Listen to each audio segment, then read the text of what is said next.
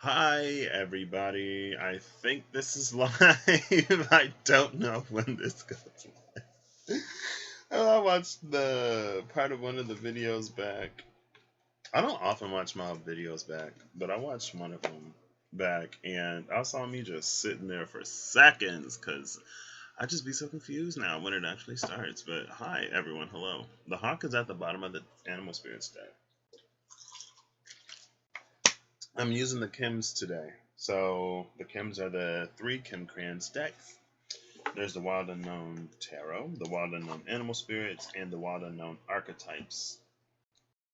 And I am going to be separating out the archetypes on camera because I feel like it's a part of the process, honestly.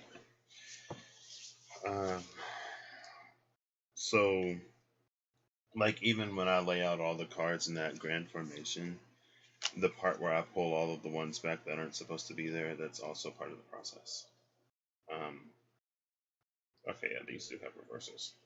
Because I feel like it's like we lay it all out and then we sort of clear out the fog together, or we reduce the clutter or the noise together, the chatter. We cut the chatter together. Oh goodness! I couldn't have had to blow my nose before I came live. Oh snap! The lovers is at the cup with the 7 of Wands. You're the one that I want to do that. Ooh ooh ooh. I've never seen Grease or Hairspray. Now we got the 5 of Wands with the lovers. I had a few dreams last night. 2 of them I remembered after I woke up, honestly. Or not honestly, but interestingly enough. Oh, wow, what's that? 8 of Pentacles in reverse. The Hawk upright. The spider will never catch a hawk. They fly too fast. It would rip through that net. Unless it's a really big spider. Oh, wow. So the 8 of Pentacles is at the bottom of the deck. The 8 of Wands is what came out. Now, this 8 of Wands is an energy of divine inspiration, I feel. Sometimes it's divine intervention in a higher degree or to a higher extent, it can be divine understanding. This almost feels like divine inspiration. And then here's the hawk, which is the messenger of the divine. I'm not using any books today, so we're just gonna do our best. And look, the owl is at the top of this deck, the mentor. Speaking of, I had this one dream where I was at like some kind of church camp, but it was like spirituality camp because it wasn't like gospel. And one of the teachers was this dude who taught sports medicine. He was like the school, what do you call him? Athletic trainer type of person. Yeah, I think that's it, right? The athletic trainer for the school. And he taught sports medicine. And I took sports medicine one year because I didn't want to do PE. Or I think I needed 2 PEs. And I wasn't taking PE twice. I wasn't going to do it. So I ended up taking sports medicine. I could have taken dance, but I ended up taking sports medicine. And anyway, he was in the dream. And there's this one part of the dream where they passing around some kind of powder or something. And they was like, all right, everybody take this because it's going to get us ready or prepared for the next whatever. I don't know. And I was like, not about to do that. Not about that life, honestly. And so everybody else got their stuff. And they were like, oh, it was like soaking, it was soaked in some kind of oil.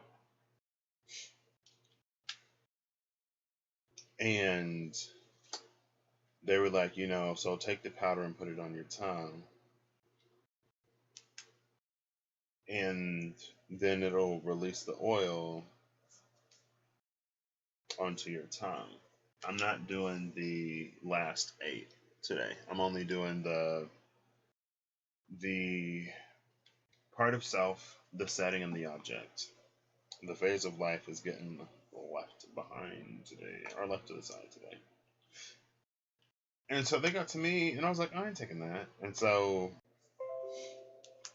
my OBS started having issues. If you like the same things I do, won't you come on through and come find me? That song, it's stuck in my head. It popped into my head right before I went live, and it's called "People," and I forget who it's by. But it's like, that's why I stick to my people, people, people, people, people, people, people. I like my people, people, people, people, people, people, people. The unseen.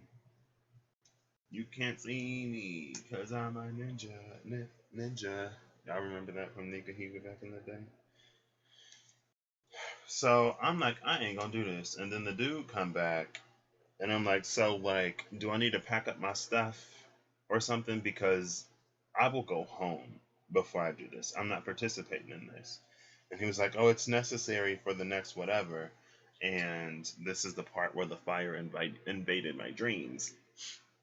Because in the dream, I got heated. I was like, because it was a spiritual camp, right? And I'm like, so if we're supposed to be these sovereign beings, why is it that I need some outside substance to attain or achieve whatever? I'm not gonna do it. And then like internally, I just like blew up. And then he was like, well done, or something like that. I don't know. He was like, okay, now teach the class. I'm like, excuse me, that's not what I signed up for. What do you mean teach everybody else? And I was like literally the only person who didn't take those stuff. That's why I was prepared to go home. I was like, I will go home before I do this. We got 55 at the bottom and 11 at the bottom. 11 is the queen, 55 is the vision, and what's left is the bardo. And the bardo is a liminal space. It's kind of sort of like a world in between worlds. Look at this bardo card though. Does this remind y'all of anything? Just a little bit. No? Goodness. Well, and then here's the box. Stuck in the maze. I've heard that if you put your left hand on the wall, you can navigate through anything. And then here's the prayer. 65 to sit on top of the 55. Praying for escape.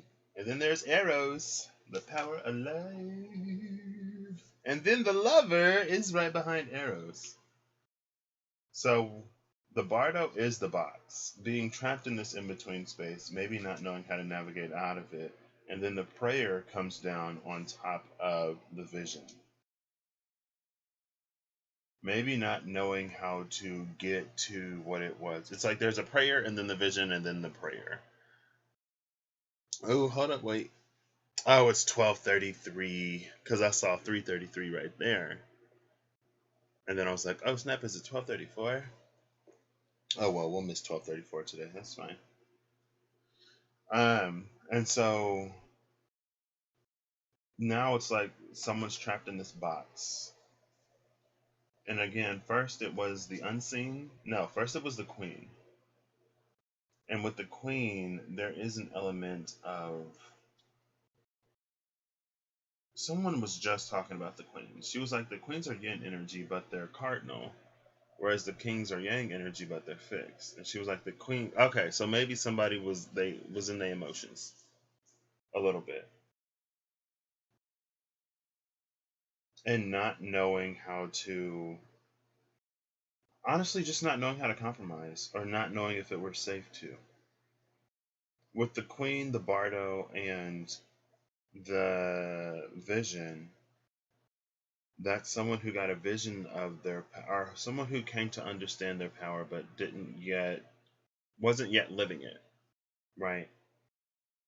And the queen got too in her feelings about, how is this red again? OBS been fine all my life, but here in the past few days they want to start tripping. You good, OBS? Are you okay now? Okay. Goodness.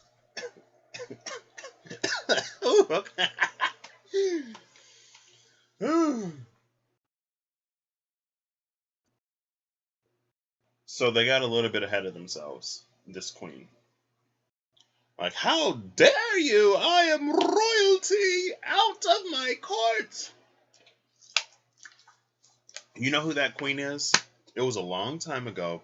Had to be on my Legacy channel. I told a story about a cursed kingdom. There was the crone, and I used these decks to do it.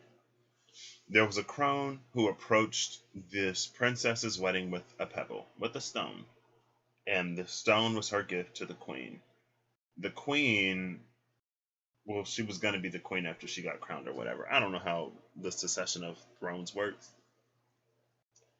So the queen, the person refused the gift. Well, she took it, threw a fit, had the crown, sent away. The crown in these stories is always like a witch or something. So the kingdom was cursed because the princess didn't appreciate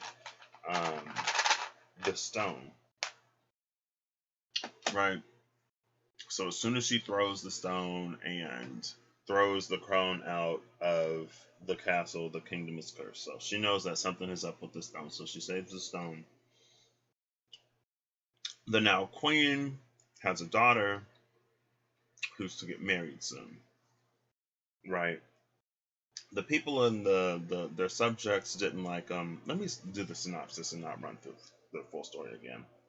This queen is the person who got something from this vision, but in this bardo space, the thing that they got hadn't yet become what it was to become. And so they cast it aside for whatever reason. And when they cast it aside, they were lost. They did something prematurely or with partial information, but that's what a queen can do because she's more emotional. Not to say that women can't lead, but that's the energy of the cards, right? They do something, whereas the king will kind of sort of like strategize or send out the army, right? It's like how in the US, a lot of times the first ladies will have a cause or something, but the president doesn't. But I guess the president's cause is like everything that he signs into law or puts to be into law or whatever. But the first lady will have like a thing, right? It's kind of sort of that energy. And so then came the box, the lostness. After the box was the prayer to be found again, and then the lover came out, and the lover was behind Eros, which is about love. Maybe she was stricken with an arrow before, stricken with a surge of emotion, and she acted from that space, and then it died down. But now it's like it's petering out. I don't know why I'm coughing today. So now we have number 59, which is the medallion. Her prize, because she's done whatever. I don't know. So back to the dream.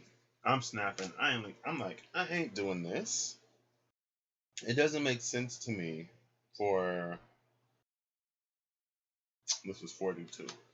It doesn't make sense to me for oh my gosh. The empty room goes on top of the box. So first we were lost in the maze, and then they shut the lights out.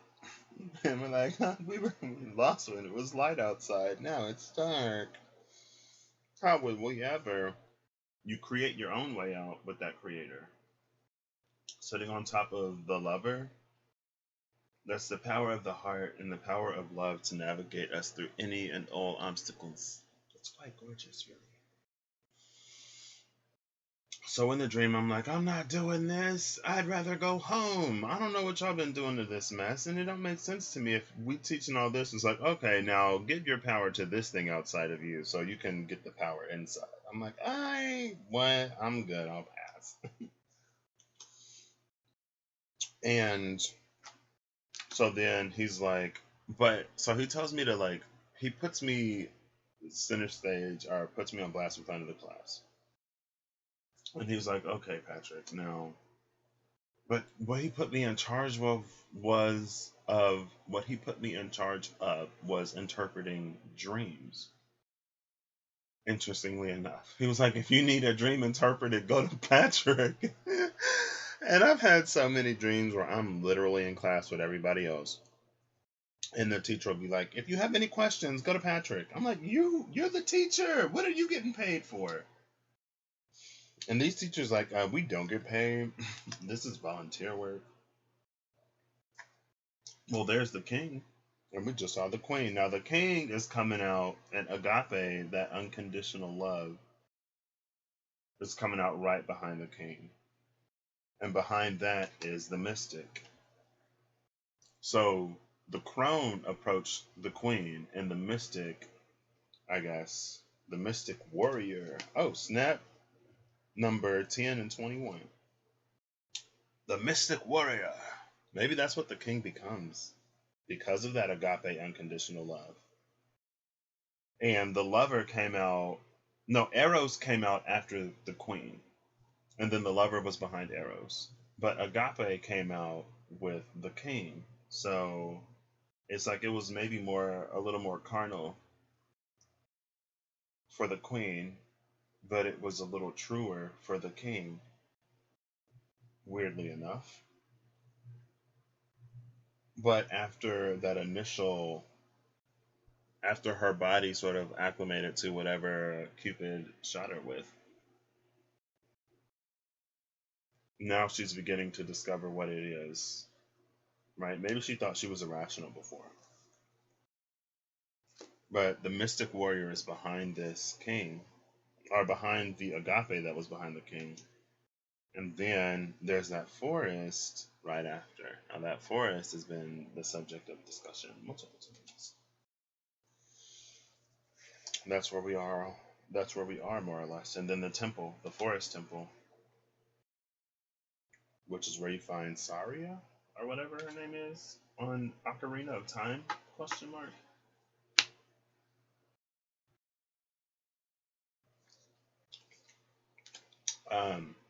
So yeah, he tells me that I'm responsible for interpreting dreams. And first I'm like, no, excuse me. And then someone's like, he called on somebody. She's like, yeah, I had a dream that. So from what I remember from the dream, she had a dream. She's been having a lot of dreams about nuclear things. But she said it wasn't like there weren't like nuclear bombs or nuclear missiles, but like nuclear has been a theme in her dreams. And I'm supposed to interpret this. I'm interpreting somebody else's dream while I'm having a dream. And then in the dream, I don't remember having these dreams in real life, but the me who existed in this dream had been having dreams similar to the dream that she was talking about. Have you ever had a dream, and in a dream you remember a dream that you don't think you actually had? But sometimes I'll wake up in a dream, or like I'll go to sleep in a dream. So am I dreaming inside of dreams? Is it like Inception? But I only remember the dreams that I've had inside of dreams when I'm inside of dreams. But anyway, so I was like, well, to have a dream about all this nuclear stuff, but it not be related to any bombs or missiles or something like that. It could be the space that like humanity was given something, or humanity came across something and they used it in the wrong way.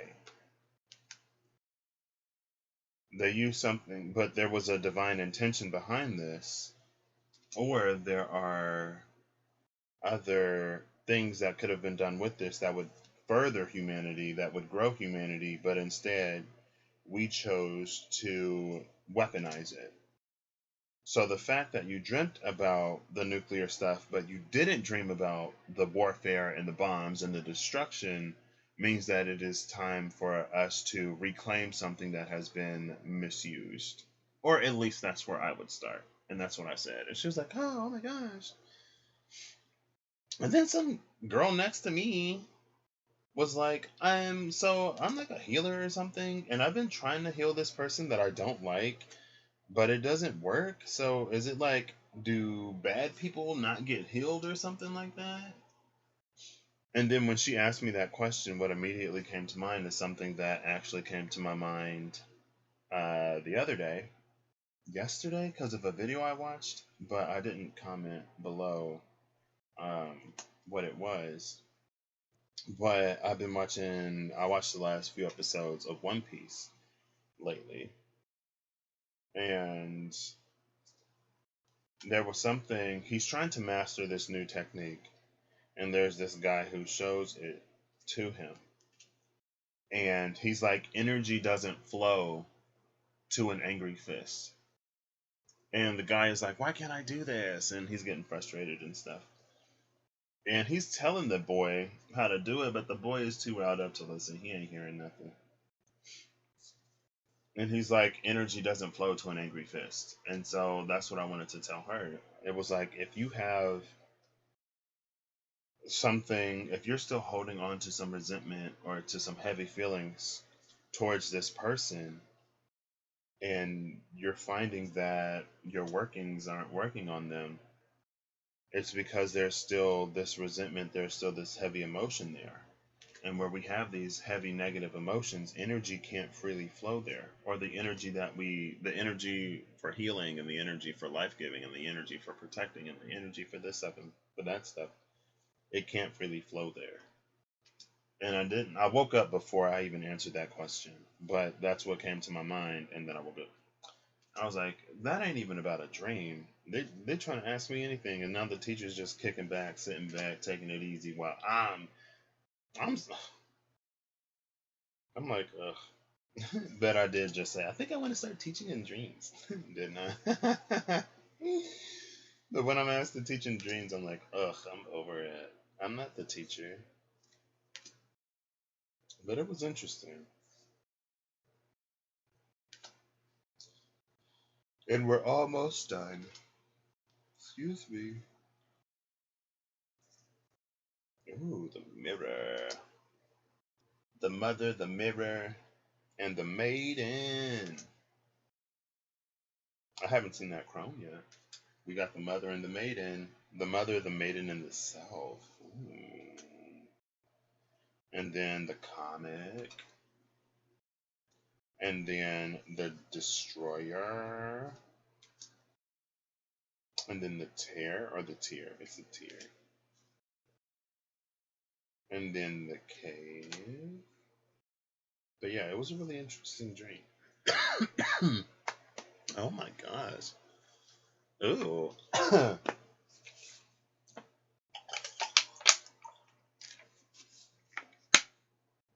I was gonna sleep. Now I'm got the hiccups. Shoot. I was gonna say that I'm surprised that my allergies haven't been worse this season, but also, been indoors, so maybe I ain't that surprised. Maybe it's not that surprising. The whoa. Yeah, it was an interesting little dream. I was like, no, I'm not gonna do this. And you can't make me. I'd rather go home. F this camp. I don't need this. It's like, I didn't know I was signing up to come to the spirituality camp to be taking substances. Hello? I could do that at home. I thought we was in here doing whatever. Everybody else took it, and so I refused it from the teacher, and then there were two other people passing it out, like little helpers, and so I'm sitting at like this little picnic table looking thing, kind of looking a little witty. And then they're both across from me with this stuff, and I'm like, I'm not doing it. And then he came back, and that's when I was like, so like, do I need to pack up my stuff or something? Because I'd rather go home. I'm not doing this. I am too whatever to need the assistance of this.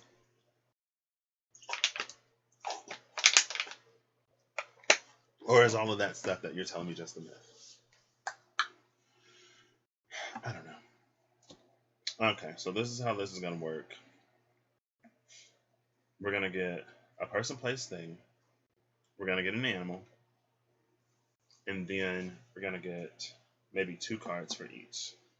And it's already been a minute It's already been approximately 25 minutes. So we're just going to do one. And then maybe I'll go on the Legacy channel and do another one. Yeah, but the thing about energy not being able to flow to an angry fist, I can't remember where it popped into my mind yesterday. And I just watched it Sunday, but it did.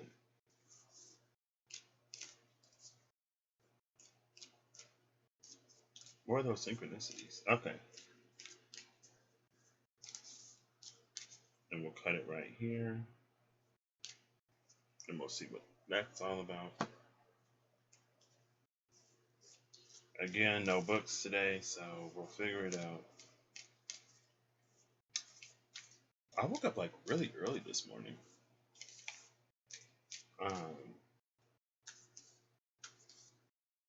And after I got off live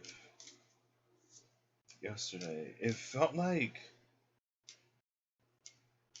there have been a few times where my eyes will just like get puffy, and they'll feel like my eyes will feel like I've been crying. Like if you've ever like cried, and you know how like after you finish crying, your eyes get that feeling that's not like sore, but like you feel like you had just been crying, because that eye feeling, like I felt like I had been crying pretty heavily, and I cried a little bit yesterday, but like not that much. And then I watched it back and I felt the emotions all over again. And my mama was gone after I stopped, so I couldn't even go out there and tell her I love her. She was gone. She was MIA. I was like, Mom. Um, but it was a little bit later last night, and I just started feeling that like puffy-eyed feeling, like I had been crying hard. And so I was gonna stay up and watch a few videos, but you know how also like after you've been like crying, you also get like a little drained and you get tired. So my eyes were puffy. I was feeling tired, so I was like, you know what? I'll just go to sleep. And then I saw somebody in a dream. It was only just a dream. Okay, we'll stop this right there. And then we'll get the aspect of self.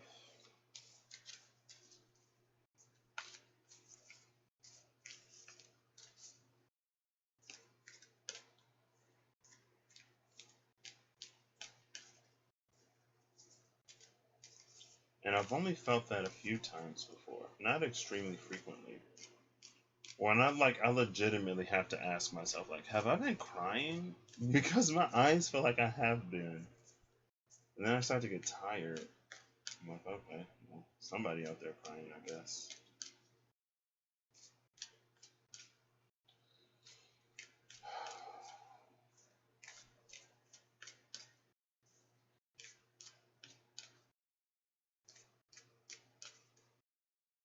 One more.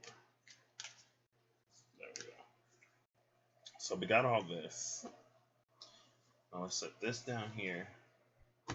Let's give this a few more shuffles. 2 more shuffles. Every day I'm shuffling. I woke up at like 6 something today. It was like 6:59 when I looked at my phone. And then I took a nap at like 8 or 9 something and woke back up at like 11:30. So I got a little bit later of a start today, so it's afternoon already, but I'm gonna do what I need. Is that the mod? Zimway? I feel like I have MS in my dreams sometimes. I think. And it happened again last night in a different dream. I was walking up these stairs and then my legs just got so heavy.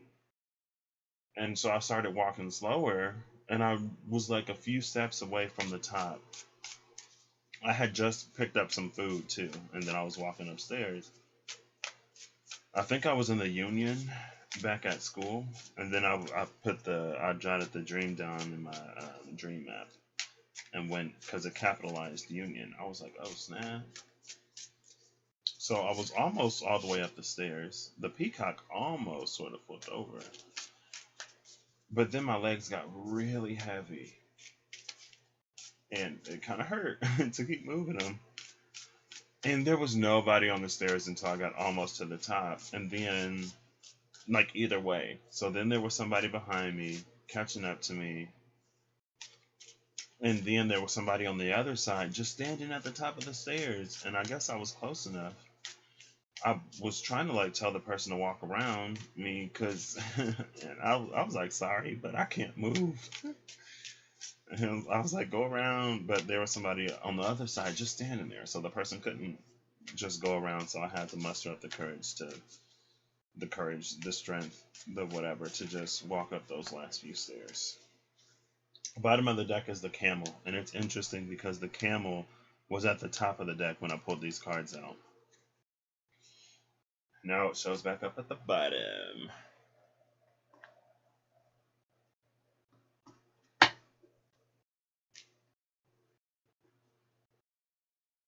You can kind of see it. Mystery cards. Oh yeah, they're mystery because I shuffled them that way. Hello? Why am I surprised? I don't know.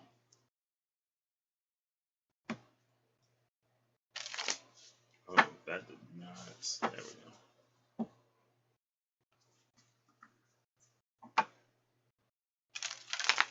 Oh my gosh. Can I get a full shuffle, please? Oh, there's that 3 of swords.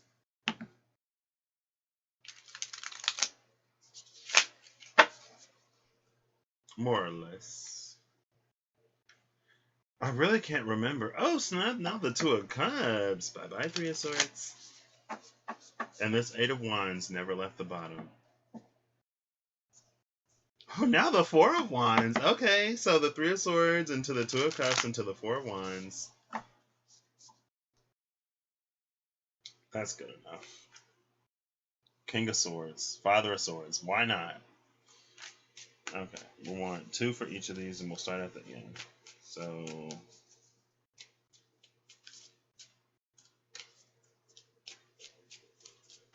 you can give it 3 more.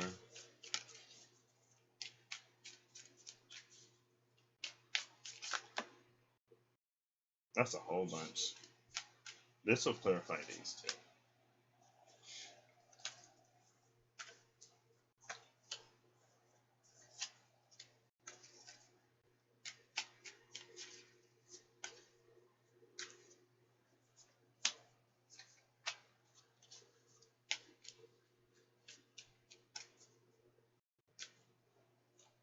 Oops. Bottom of the deck is the 9 of Pentacles in reverse for me. 9 of Pentacles in reverse. So we got the 9 of Pentacles in reverse with the camel. And if the 9 of Pentacles is in reverse with this camel, that's an energy. It's kind of sort of like a 4 of Pentacles type energy. Sort of. It's like we're capable of doing something alone, yes. But I don't think it's for us to. We are supposed to 1313, interesting. We are supposed to be in a space of independence, but being interdependent instead of codependent, like, I personally don't think there's anything wrong with that. Because that's like partnership, right? So it's, if you have a partner that you can trust, I feel like it's okay to rely on somebody and to not need to do everything yourself or feel that you have to, right? Emphasis on somebody you can trust, I guess, and someone who's worthy.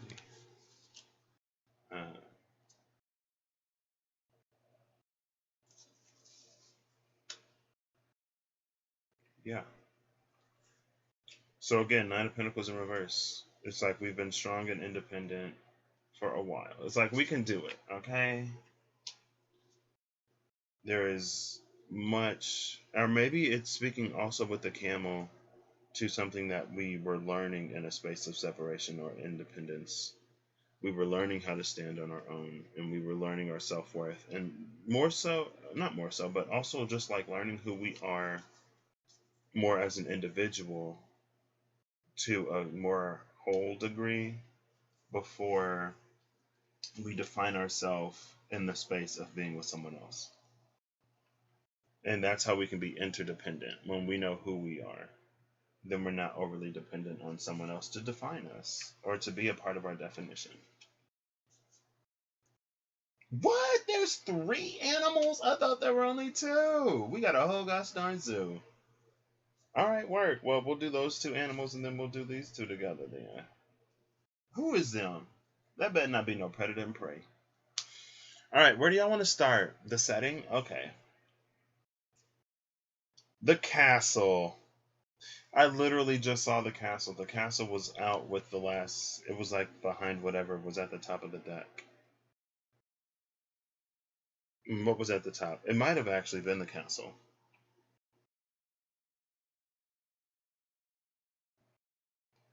This castle, for some reason, these pearls are giving me the energy of like family.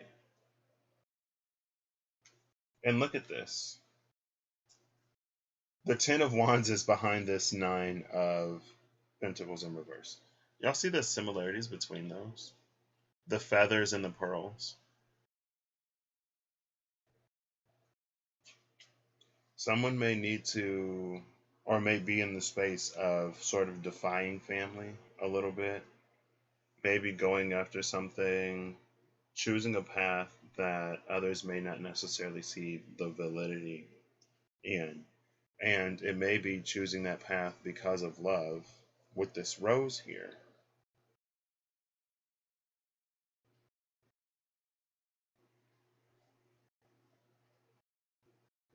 And it isn't necessarily the case, but whatever this is in the shadow up here, it's giving me the energy of a bird cage. And so it's like this rose is in a bird cage, but it's not, question mark? I want to say it's obviously not in a bird cage because there's no cage. But if you look up, you would think that you're in a cage. This is some real like Romeo and Juliet type stuff, maybe, potentially. But it's just like going after a path that would lead you to some fulfillment that your family may not necessarily see the worth and the validity of. I don't know why these pearls are giving me a family vibe, but maybe somebody got a mama or a grandma or a daddy or uncle or auntie or a sister or a cousin or a niece or a nephew or somebody with some pearls. Maybe there's some pearls that runs through the family. And you know what else is interesting?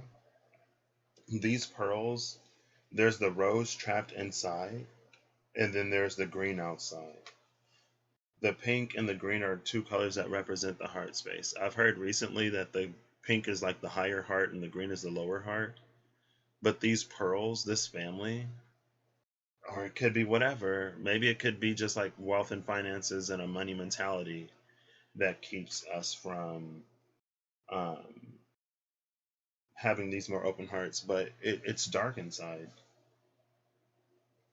The heart is all around it, and there's this love inside that wants to get out, but it's like it's hitting this wall down here. And roses are beautiful, but I don't know if a rose is like necessarily going, bust through a wall. Don't underestimate the power of love.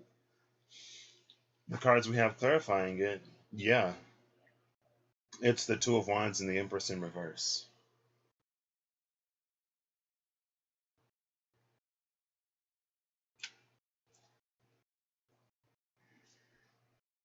I'm gonna just say it how it is. This is not great energy. Well, it look upright to y'all, but it's in reverse to me, so that's why I'm reading it. There's something about that's why there's something here about not fully being accepted. And then we have a 2 into a 3, but the 3 is in reverse. The castle is number 43. And then here's a upside down 3. So 4, 3, 2, 1. When are you going to begin? Something about not being fully accepted by family, not being fully appreciated by family, not being heard, not really being given the space to explore who you are to the utmost capacity. It's like as long as you fall within this realm, you're fine. But if you start to go too far out, If you get a little bit too pink, purple, magenta, whatever, then it's an issue. And then people want to start like cutting at your branches or trimming your branches. And again, that's when this rose sort of hits this wall. There's this, it's like a prison. And this prison is what's keeping your heart from being fully sort of online and activated. But it's like the universe is trying to love you or trying to bring love into your life, but it can't break this. This is a castle that we have to free ourselves from. So remember yesterday? Was that on the Legacy channel? I think it actually was on the Legacy channel. Yeah, it was. So if you saw that over there, we talked about the princess who was stuck in the tower, who had to free herself. Nothing from the outside can break through this. But also, when I see this sometimes in the castle, it reminds me of one of those secret passageways, right? So that if the castle is ever under attack, then the family could escape. And so there is a means of escape here, but you have to take it. It's like you can't grow to your fuel. You can't grow to your full beauty within these walls. It's like it would bonsai this tree. Oh my gosh. See, I'm gonna have to leave y'all alone. Because this phlegmy, mucusy, mess, it ain't it. This ain't it. And it just be rolling in too. I'm like, goodness.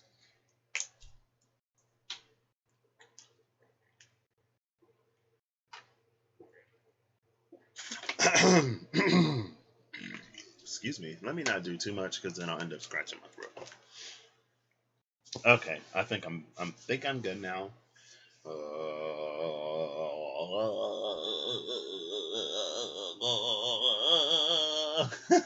I'm a weirdo. Sorry. Not really. Anyway, it's like there's a secret passageway out of the situation, but you have to take it, and that's what this Two of Wands is. And yeah, look at so where this leads to, and again, it's the same. Goodness, it's the same feeling. Because with the Two of Wands upright, it's giving us this directionality. So we're going from purple or blue to red. And like I said, like when you get too much, when you become too much, when you get too far into yourself, when you try to be too authentic in this space, when you get too close to that red or purple, it's like you're getting too far away. And it's control. And sometimes the hard thing about being a human who has children is that there can be love there, but also we're still human. We still have our own issues. And I think sometimes, I mean, that's with loving anybody. It's not just the child, but it's like there are times when we love something and we want to see it grow, but at a certain point, if we don't face our own shadow or if we don't have ourselves in check and in line, then we begin to stifle and limit these things. And that's the danger of this castle. Because look, the green is out all around it, and the rose is trapped inside, separated by these pearls. Also, with these being pearls, there could be some type of like lack mentality or something in this family. It's very Korra from Once Upon a Time. Right? It's like someone grew up without or something and they finally made it or they're in a more comfortable position now. But a part of them isn't comfortable even though they have the lifestyle. And so I don't even know if they necessarily enjoy their own self to the fullest. Maybe they felt like they could never explore it fully. So it's a prison, but there is love there, but it's suffocating. It's stifling and it limits growth. and you can be someone's pretty bonsai tree on a shelf next to their little their sand zen garden on the desk or whatever. Or you can go out there and be this, tree out in the wild that grows that continues to grow up until the very last moments and days.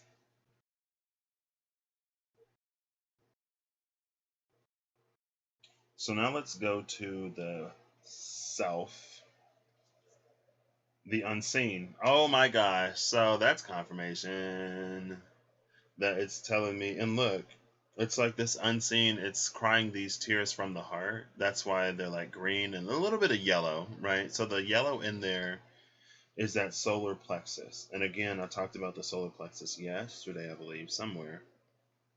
And one of the things that can knock our solar plexus out of alignment and out of balance is when we don't feel like we're in control of our own lives, when we don't feel that we can shine truly and authentically, or when our shine is dimmed, diminished for whatever reason. It can throw our solar plexus out of balance.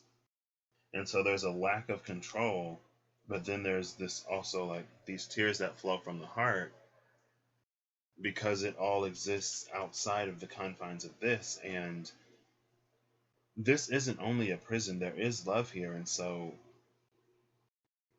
it's like how to compromise. With the Nine of Pentacles in reverse, I felt like this energy. So the Bat and the Ten of Wands in reverse are what's under these two. At first, I felt this energy as like someone not necessarily having to do everything on their own, but it's like you have everything within you. You love this space, and you're beginning to realize that was the vision. Oh, okay. This was the vision. That's what the Queen did. That was the Bardo. This is the Bardo, that liminal space. It's in between playing it small but being surrounded by family that you love and following your dreams and pursuing everything that lies outside of the gate, right? The garden and the gate. It's about upright. The garden and the gate it's urging you to leave the safety of the gate to experience the world, and you can always go back if you want to. But when you do go back, you go back a more evolved person because you've had those experiences outside. And so you get the vision of everything that lies outside of this castle.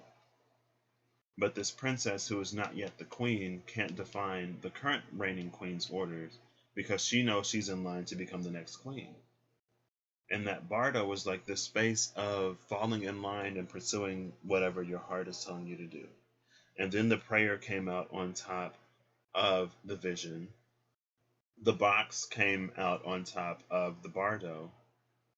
And I can't remember who came out after the queen.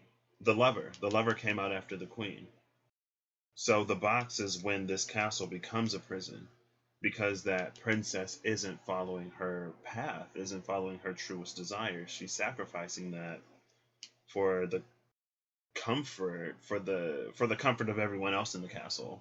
She's sacrificing her own happiness, and she's like in this distress. She's praying because she's trapped, and then the lover comes out. Cupid literally came, arrows came, shot her with an arrow, turned her into the lover. Cupid came to answer that prayer, but it's like we wanted to find comfort in the castle. We wanted to not have to leave, but still allow like this. We wanted the green to be inside the castle and the shadow to be outside. We wanted to be the inside of the castle to be more enticing than everything outside. It's like Tangled, right? When Gothel was like, oh, the world outside is dark and scary, and there's men out there, and they're terrible. There's wolves and bears and men.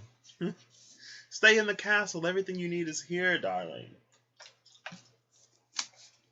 And Rapunzel was like, but I want to experience outside. That's where my heart is. And then her man broke into the castle, rescued her, and then they fell for each other, right? But that's kind of sort of this energy. It's like you have everything that you need within you to survive outside of these four walls. But you're being stuck in this Nine of Pentacles in reverse state because something here doesn't want to let you grow. And it's not that it doesn't want to let you grow. I think it's that it doesn't want to let you go. It reminds me of like there's a mother who's had children, but she doesn't want to be alone, and so she hangs on to her last child, and her last child stays because they love their mother and their mother loves them. And so it's like whenever this child falls out of line, or whenever this child is starting to head down a path that may potentially lead away from this mother, they encounter resistance. And maybe that's what the Empress in Reverse is. Maybe the Empress in Reverse is an older female figure or a mother type figure that sort of keeps you limited. But it's like this journey will be good for both of you, because you will go outside the castle to discover everything that lies outside of it, and she will also grow into who she is. And it's almost like she's not giving herself permission to explore the outside of who she is, because mother has been her role for so long. Maybe it's like very much like, I forgot who I was before I was a mom, or what I liked to do before I had kids. It's like that loss of a self identity, and this acquiring of a new identity, and not wanting to lose this identity, clinging to this identity, this label of mother, so hard that it keeps you stuck in this castle. And you don't have the heart to just be like, I'm gone, because you know what it would do to her.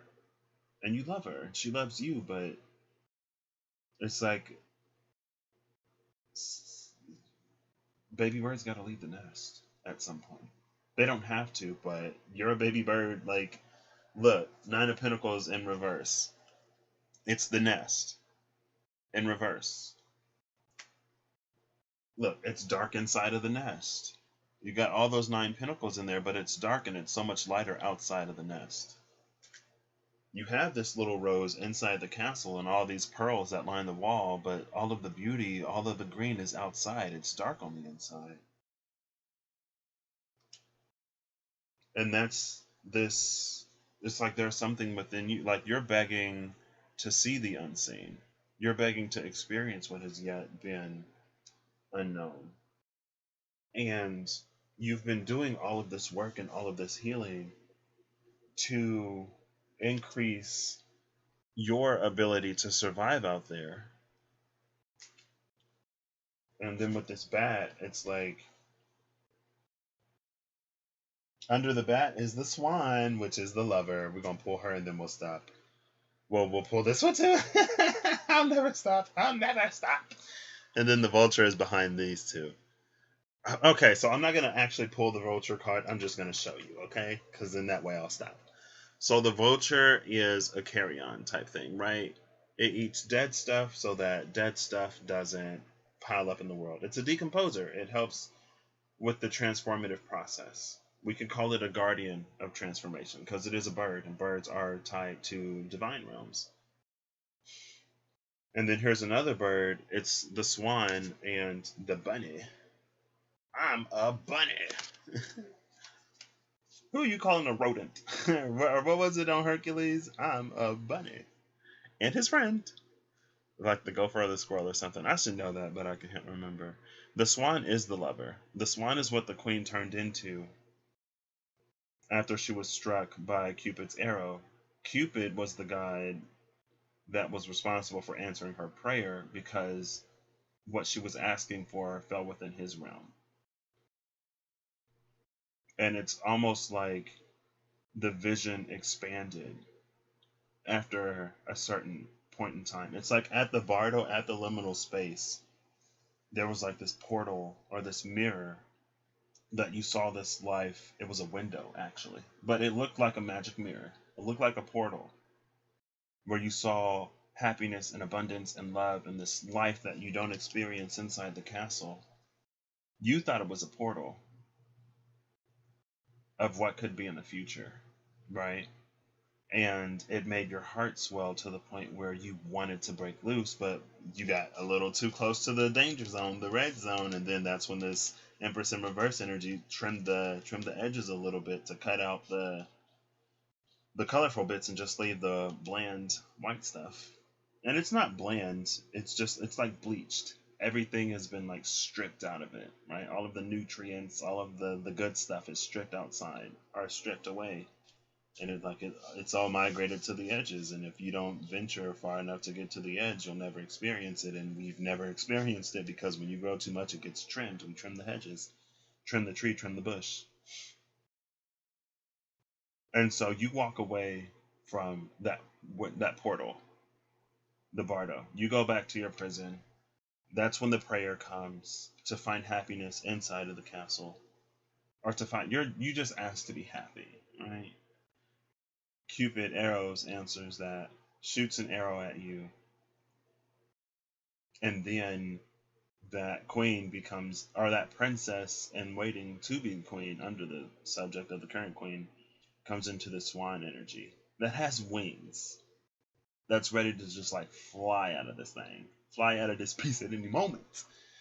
But the rabbit symbolizes the fear associated with that.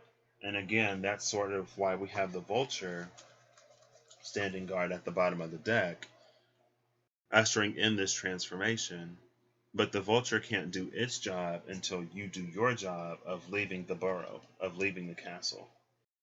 Everything will work out just fine in the end. Like when I first came out to my mom, it was not that pretty. But over time, it grew. She was watching Glee, and I didn't even know she was, because she went to California with my auntie to visit my cousin, question mark. And they were in LA, and she was like, oh, they were like filming Glee or something like that.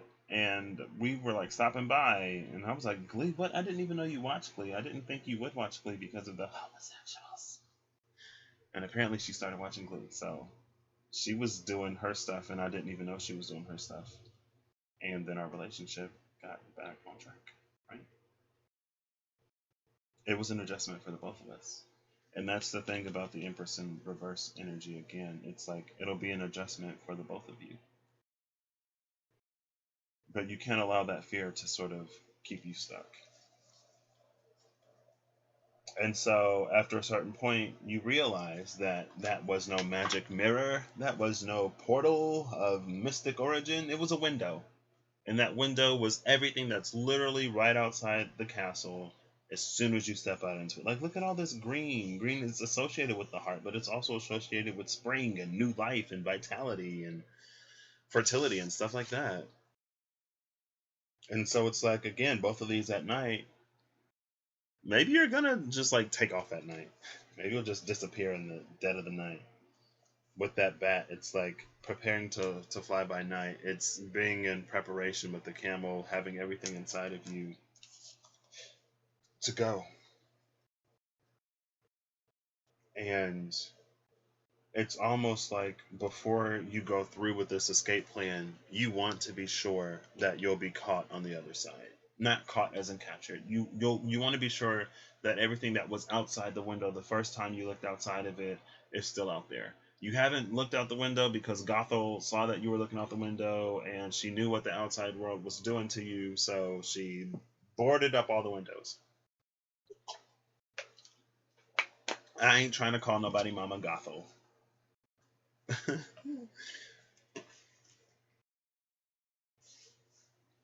Because, I mean, unlike Tangled, I don't think your mom's going to, like, turn to dust or whatever. But she'll go through a transformation, right? And she'll come out of that period of her life when caring for others was her primary function. And it's not that she's going to stop caring. It's not that she's going to stop being a mother. But maybe she'll begin to discover more and more and more and more of the things that she likes and that she wants to do with her life outside of you. But you're still a part of her life. It's just going further into who she is, okay? And there are things within her that are unseen. This is a 27. A 27 is a 9. 252, right? We have to get over the 5 in the middle to reground ourselves and to rebalance. It's time for a shift in the dynamic, a change in the polarity, with this 5 sort of breaking up these two, right?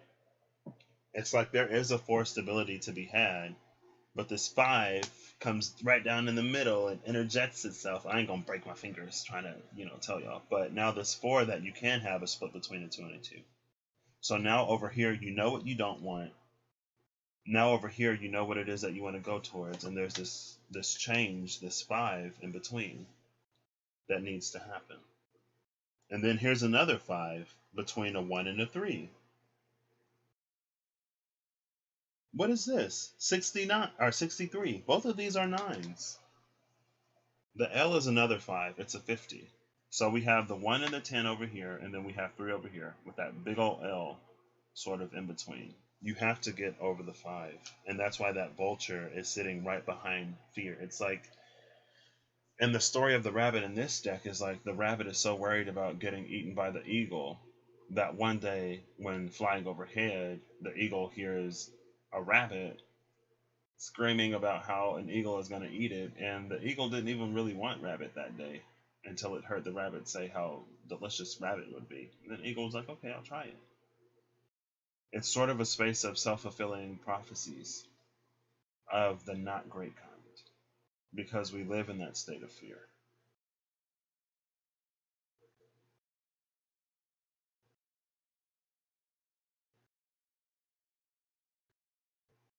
And there's no easy solution to this, really, I don't think.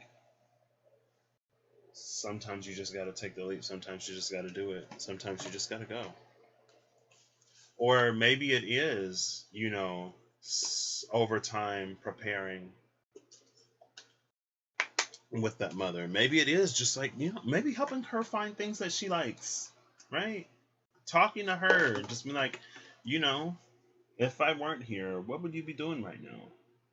Like, where would you be going? Like, and again, it's kind of sort of hard. And I have a few friends who are moms now, and they talk about, I guess, how hard it is after you have the baby. It's like postpartum depression or something like that. And is that like after you deliver the baby? So it's like you get depressed when the baby ain't in your belly no more. And you get depressed when the baby isn't a baby anymore. You get depressed when they go to kindergarten. You get depressed when they go to high school because they're getting older. You get depressed when they go to college because they're not in the house anymore. It's like, when do moms get a break? When do moms give themselves the permission to live their own life? Right? If you've already gone through the maturation period, and that's how my mom is. My mom like, y'all grown. It's time for me to get out there and live my life. But yeah, she stays for us. Love you, Mom. I'm gonna get out there eventually. Not eventually. It's gonna happen sooner than I think, but not as soon as I want. But that's this unseen thing. And another thing that's unseen, it's almost like this Empress in reverse energy can't see within you maybe how much you truly do long for everything outside. Because this Empress energy, it's like in her eyes, the colors are reversed. So it's green on the inside and it's dark on the outside, but for you, it's dark on the inside and green on the outside. There's some stuff that it's, I don't know firsthand, but it has to be difficult. So let's see what we have with the unseen. Yeah. The Ten of Cups in reverse and the Ace of Wands upright.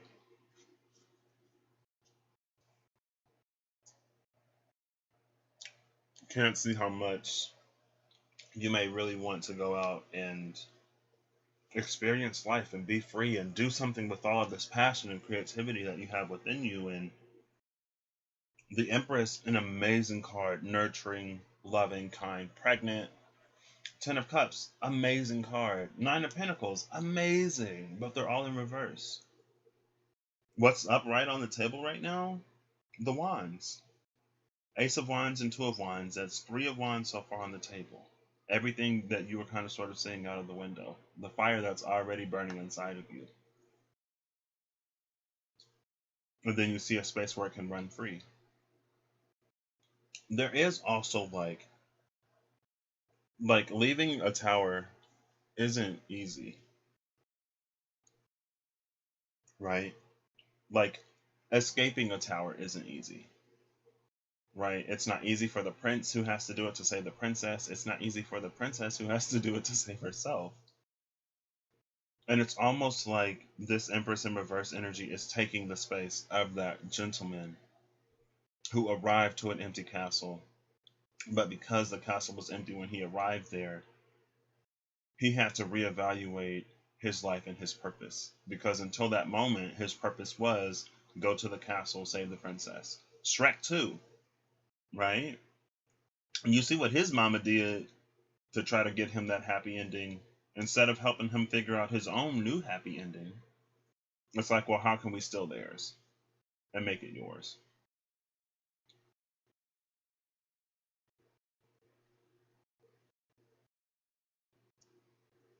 Ten of Cups in reverse, Ace of Wands upright. It's like when love becomes a prison. Maybe that's what I'll title this, When Love Becomes a Prison. So here's the thing. Watch it be like the sword. Number 52. Hold up, wait. This is 43, not 63. This is 43. I was like, hold up, wait, because these are under 50. 50 and under, between 31 and 50. And this is 50, between 51 and 70. And then 71 to 78 is the other cards. And I am actually going to pull one. And it'll clarify these two right here. Nice. Oh, I guess I'll just take the one off the top. The card that came out is the Ring.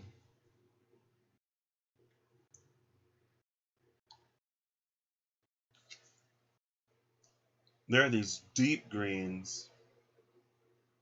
There's like a deep, like forest green. Is that the deep green? Is it forest green? I think it's forest green. Or is it hunter green? It might be hunter green. Either forest green or hunter green, one of those. And then there's a lot of red with some orange at the border between the red and green. And there's no real yellow here. I don't know if y'all can see that or if it just looked black to y'all. Yeah, y'all can see the greens. There's a root energy here. And it's this foundation.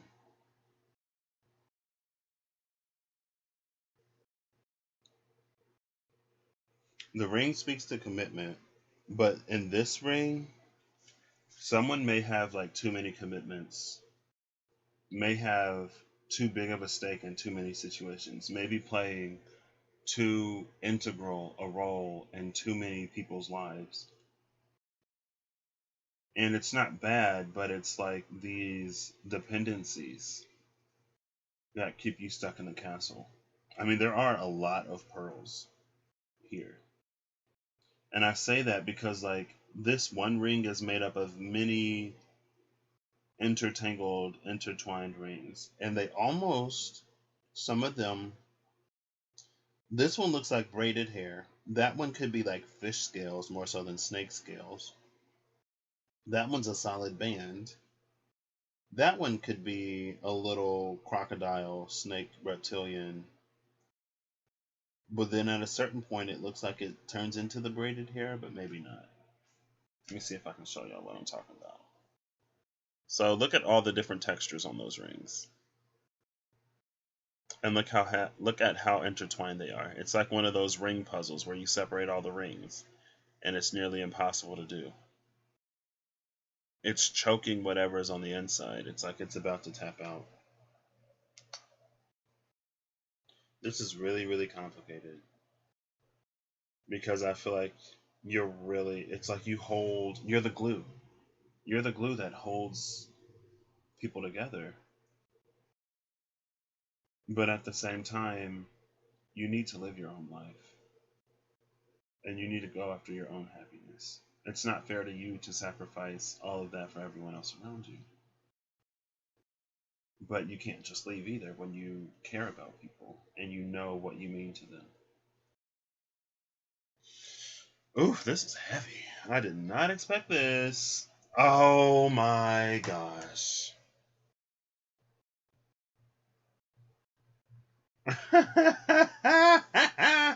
Sticking to the theme of one upright and one in reverse.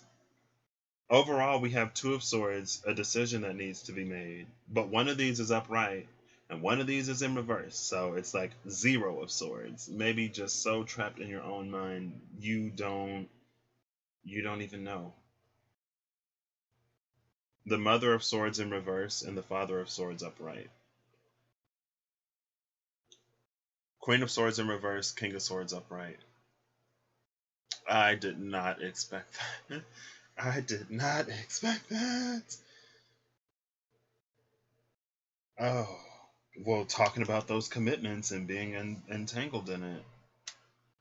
Now, this is an entanglement, right? This ain't just like, oh, I was cheating on somebody with somebody else. Like, this isn't, not to say that the Jada thing wasn't an entanglement, but sometimes I feel like, we don't. When I first watched it, I felt like entanglement is a pretty good word. I feel like it encompassed a lot of stuff that I felt from that, for her in particular, from that little brief clip I saw, because it seemed like there are people who need to be needed. Not that that's necessarily her case, but there are people who need to be needed because provider, nurturer, empath, caregiver, caretaker is such a core part of their identity. And they need to be needed to the point where they will keep, it's like they will maim or slow down other people just so that they'll be needed. It's like they'll beat you up just so that you cry on their shoulder. And if you get to the point where you no longer need anybody else, then that's when, like, if this is a relationship, that's where infidelity can sort of arise. That's when they can start sort of going out looking for somebody else who needs them. And the thing about that is, it doesn't start necessarily romantic. It doesn't start as necessarily romantic. It could be just like it's a friend in need, but since they need to be needed, it's like it attracts them more to that space where they're needed than this space when where they're not. And it's like it heals, or it doesn't heal. It speaks to something on the inside of them. Mother of Swords in reverse, Empress in reverse, Ten of Cups in reverse. Whereas this King of Swords is manifesting their freedom to pursue all of this passion, and now their sword is lit up, ready to cut through anything.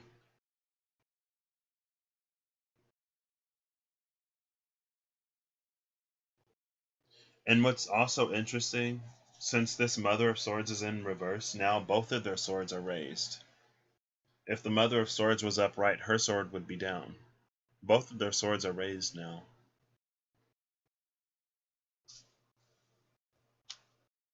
And that's sort of the entanglement.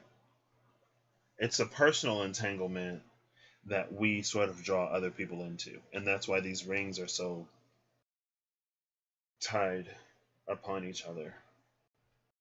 Oh my gosh. So maybe it's a good thing we got two cards. So this will be, well, we'll just do it this way. So this will be the Empress in reverse. Ooh. The Owl. And then the Otter is the Two of Wands upright. This is playful. Otters, it involves a certain element of love because they say that once otters pair up, they paired up forever. Or something. Otters can also be a little bit mischievous.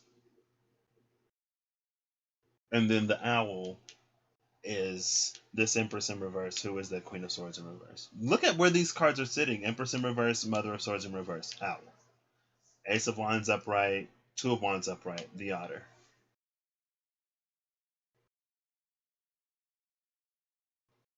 Air on one side, water on the other side. Someone's like, you got to be more rational, you got to be more logical, right? Someone's like, this is very head over heart energy, and this is heart over head energy. Or it's an energy that wants to follow its heart more.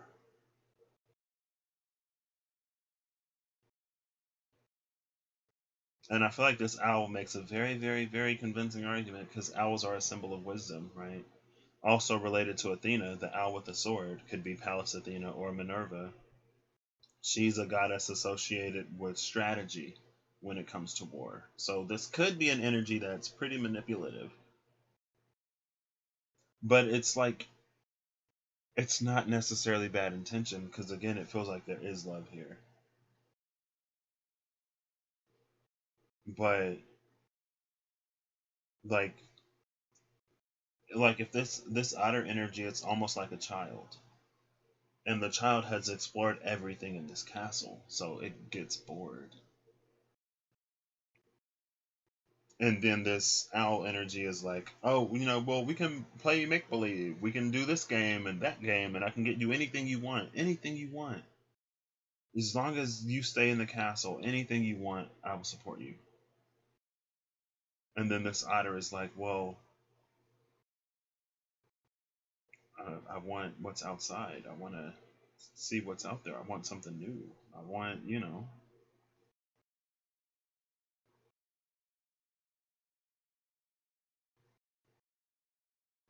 maybe there's also an energy here of parent or children parenting parents in some way. Not completely, like, not necessarily like providing for them or paying their bills necessarily, but like a child having a more mature heart, having a more mature mind.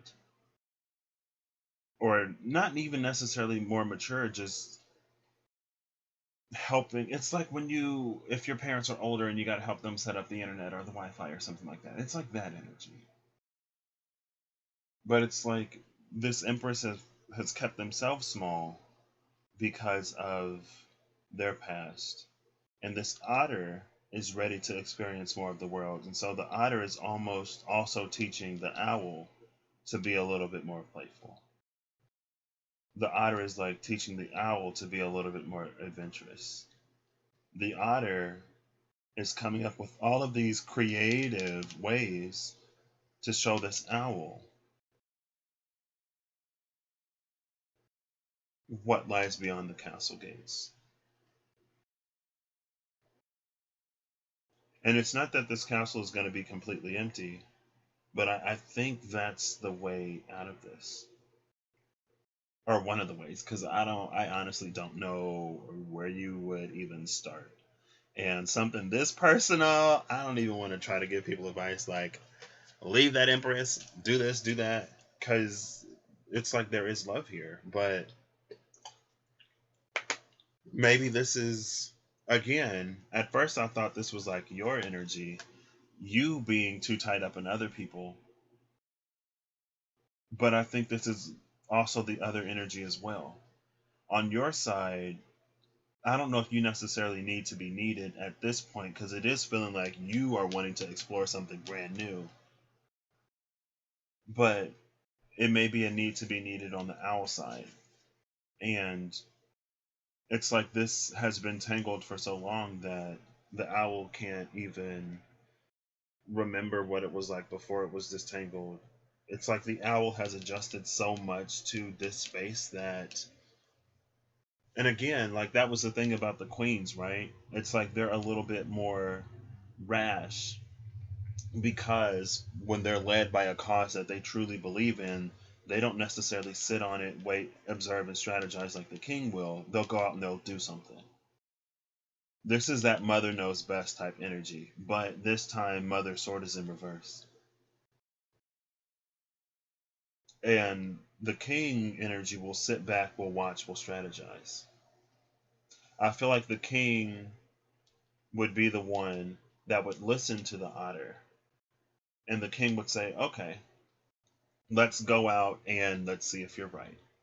Together as a family. The queen will be like, no, you're not right. That's wrong. No, no, nothing out there. Nope. I've been out there. I've seen everything that's out there. You're not going to see out there anything out there that I didn't see. You don't need. There's nothing out there for you. It's all bad. It's all terrible. That's that Gothel type energy. And again, I don't think this Queen of Swords is keeping you locked up because she's like feeding off of the magic of your hair. But again, it's like she needs to be needed in some ways. But honestly, she needs to give herself permission to discover who she is outside of the need that everyone else has. But when people need to be needed in some way like that, it's more often than not tied to something in their past. Like it happens for a reason. Uh, but yeah, it's like the father energy, the king energy will go out and explore with you, but the mother would be like, no, there's nothing out there. No, I don't have to go out there. I don't need to see it. I already know. Libra, Aquarius. Libra, Aquarius, Aries, Aries, Venus, which is more Libra, and also Taurus, and then Pisces. And then we have water and air. So let's see what this is about. This may be Thanatos. Oh no, it's actually Kairos. Kairos is mythic time. Well, mythic time, that could be time standing still in this castle.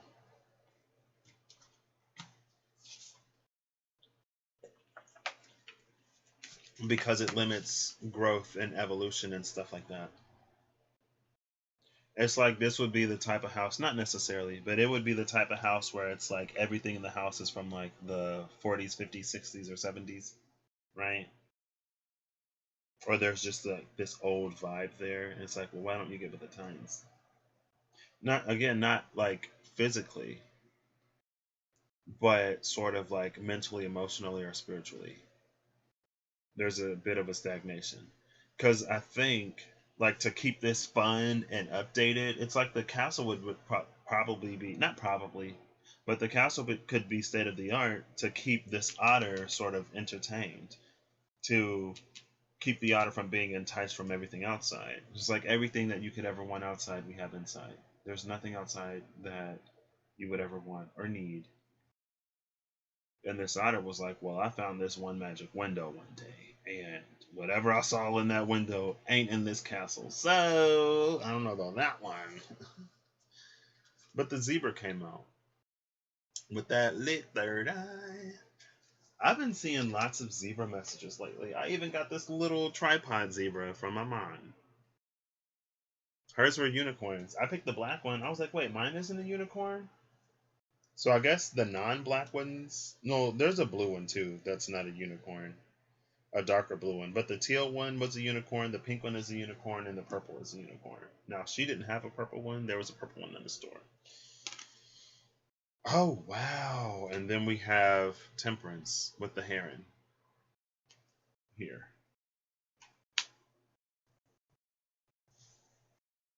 What's interesting is they're both facing the rightward direction. And the otter is facing the same direction, but this owl is like, nuh-uh. The zebra is looking forward though. It's looking at me, but it's facing the right direction. The King of Swords is facing forward. The Queen of Swords is looking back that way. So again, because the Queen of Swords is in reverse, the owl and the Queen of Swords are looking in the same direction. Because the Queen of Swords is in reverse, her sword is raised instead of being pointed downwards.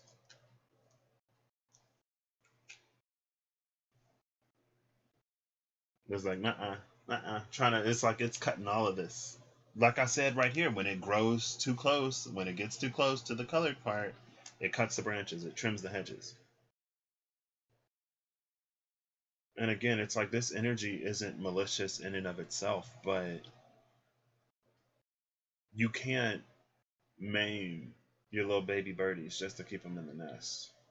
And you can't threaten to just like plop them down on the ground either. Again, like I'm not a mother, but postpartum depression is real. Empty nest syndrome is real. All of that stuff is real. and I don't know, Kairos, the zebra, and the heron. Now, I said I wasn't going to read the books, so this is what we'll do. We'll look at heron messages, because that's what I'm most interested in. I believe that's a heron, but I could be wrong.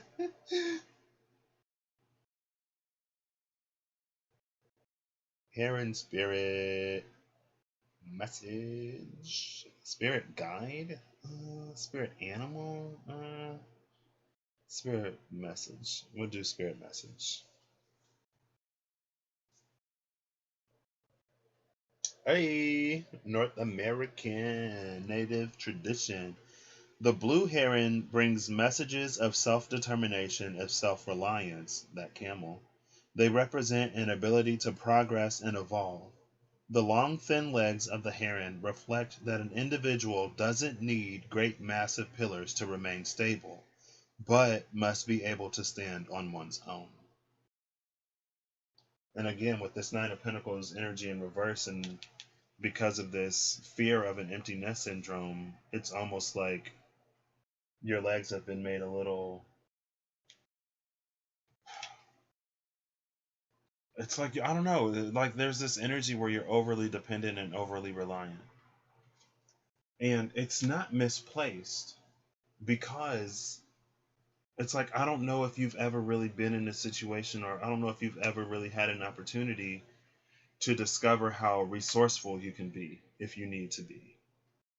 Because it's like you've always been in this castle type energy. And if you haven't always been in the castle, you've been in the castle long enough where you're starting to get like cabin fever. Honestly, that's kind of sort of what this otter is feeling like. Starting to get a little stir crazy, starting to get cabin fever. And now it's like the owl is starting to board up all the windows.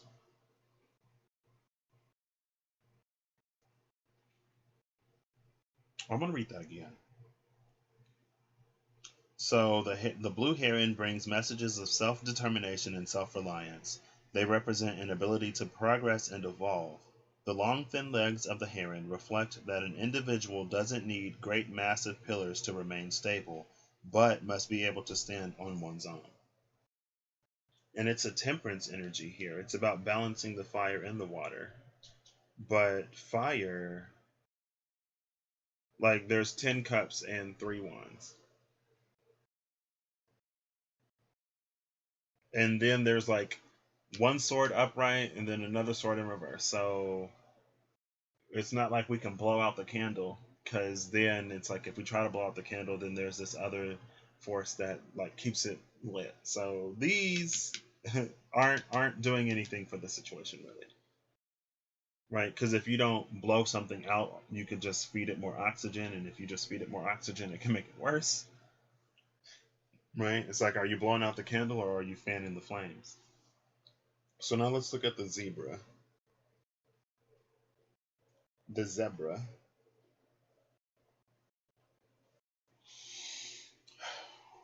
The zebra meaning teaches you to maintain a balance in your life no matter how busy or crazy it gets. Just like with the horse spirit animal, you should work hard, but don't forget to reward yourself. The zebra spirit animal also shows you how agility sometimes trumps strength in the game of life. So, more balance. I mean, I guess there's the black and white in the zebra, and then we got temperance right here. So, again, it's like instead of pulling yourself out of the situation completely to let it fall, it's like gathering like rods and different stuff to prop it up. Maybe it's about helping this energy figure it out themselves, or just being in a space to figure it out together.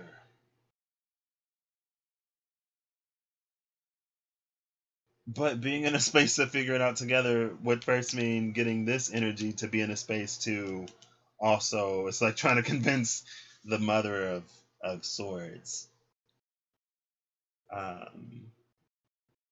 to This is actually interesting because I feel like in my family, my mom would definitely be the mother of swords, and my dad would be the father of swords. Um, I feel like he can be a little fixed sometimes, but he's also pretty open to discovering something new and trying new stuff.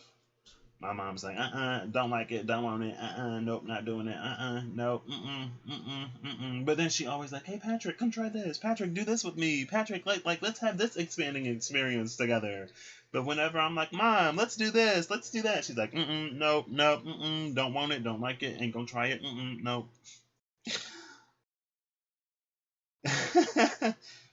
But you have to convince this Empress that it's okay for her to continue to grow within herself. And I'm feeling this feeling inside my chest that's like, it's hard to describe, but it's like, I guess my heart goes out to you. And it's like, it's almost a lump in the throat that hasn't quite made it to the throat. So it's like a lump in the heart, I guess. But yeah, so there's a lot of stuff that's been on pause with this Kairos. And it came out on the side at first. And I'm not reading any of these in reverse, but Kairos is just the energy of time being experienced irregularly, right?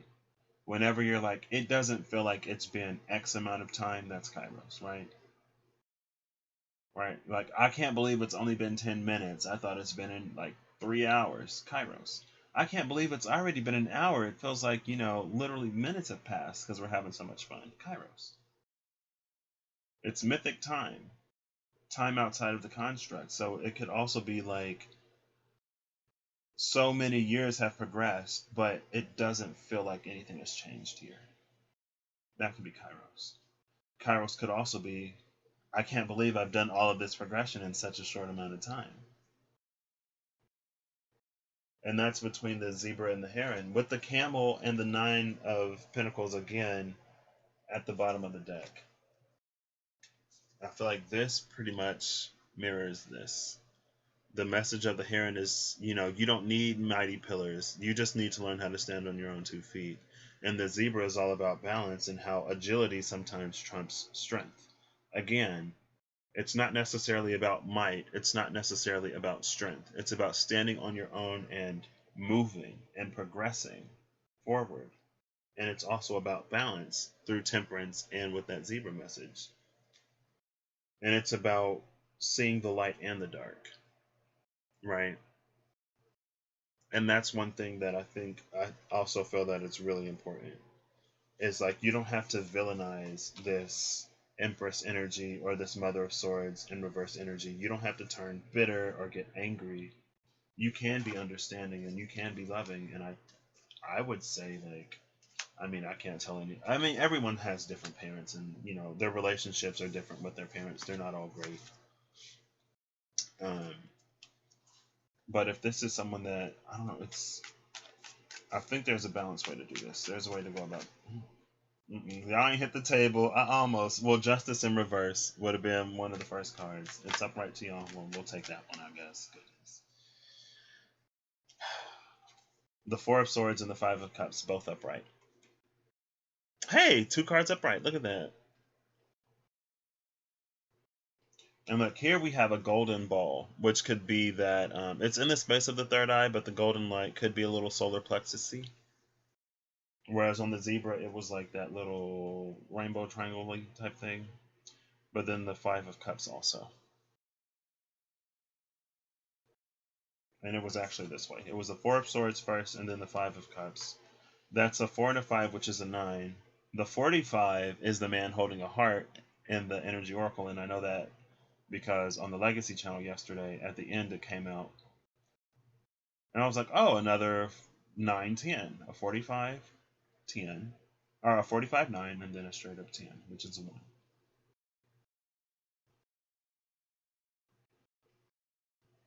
There's one more cup than sword, and all of the swords are pointed downwards.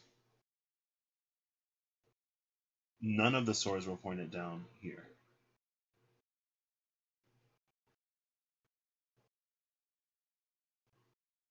Maybe it's about having a grander sight. Because again, I don't think whoever is inside the castle is necessarily ready to leave the castle either. But it seems or it feels like a very like inside the castle or outside the castle type of situation. I don't know if someone was met with an either or ultimatum or something like that, but that's kind of sort of what it's feeling like, or that's how you're feeling. It's like you're feeling, and that may not be the case, right? You may not even necessarily have to choose, or maybe you are in a space to choose. I don't know. But it's like everything is unseen. So no matter how sure either is, it's like there's no sight. Like we don't know either way how this would go or how this would work because it's unseen. But one person is so sure that it is all bad when that may not be the case. All right. I'm sending y'all love and light. And because I don't know, I'll pull a Wisdom of Lord Ganesha card, but I'll do it first. I love just like deferring to the wisdom of Lord Ganesha because I'm like, I don't know. Wisdom of Lord Ganesha, please give me a message to give to the people because whenever I don't feel comfortable giving advice, this is the deck I go to. Because I'm just like, I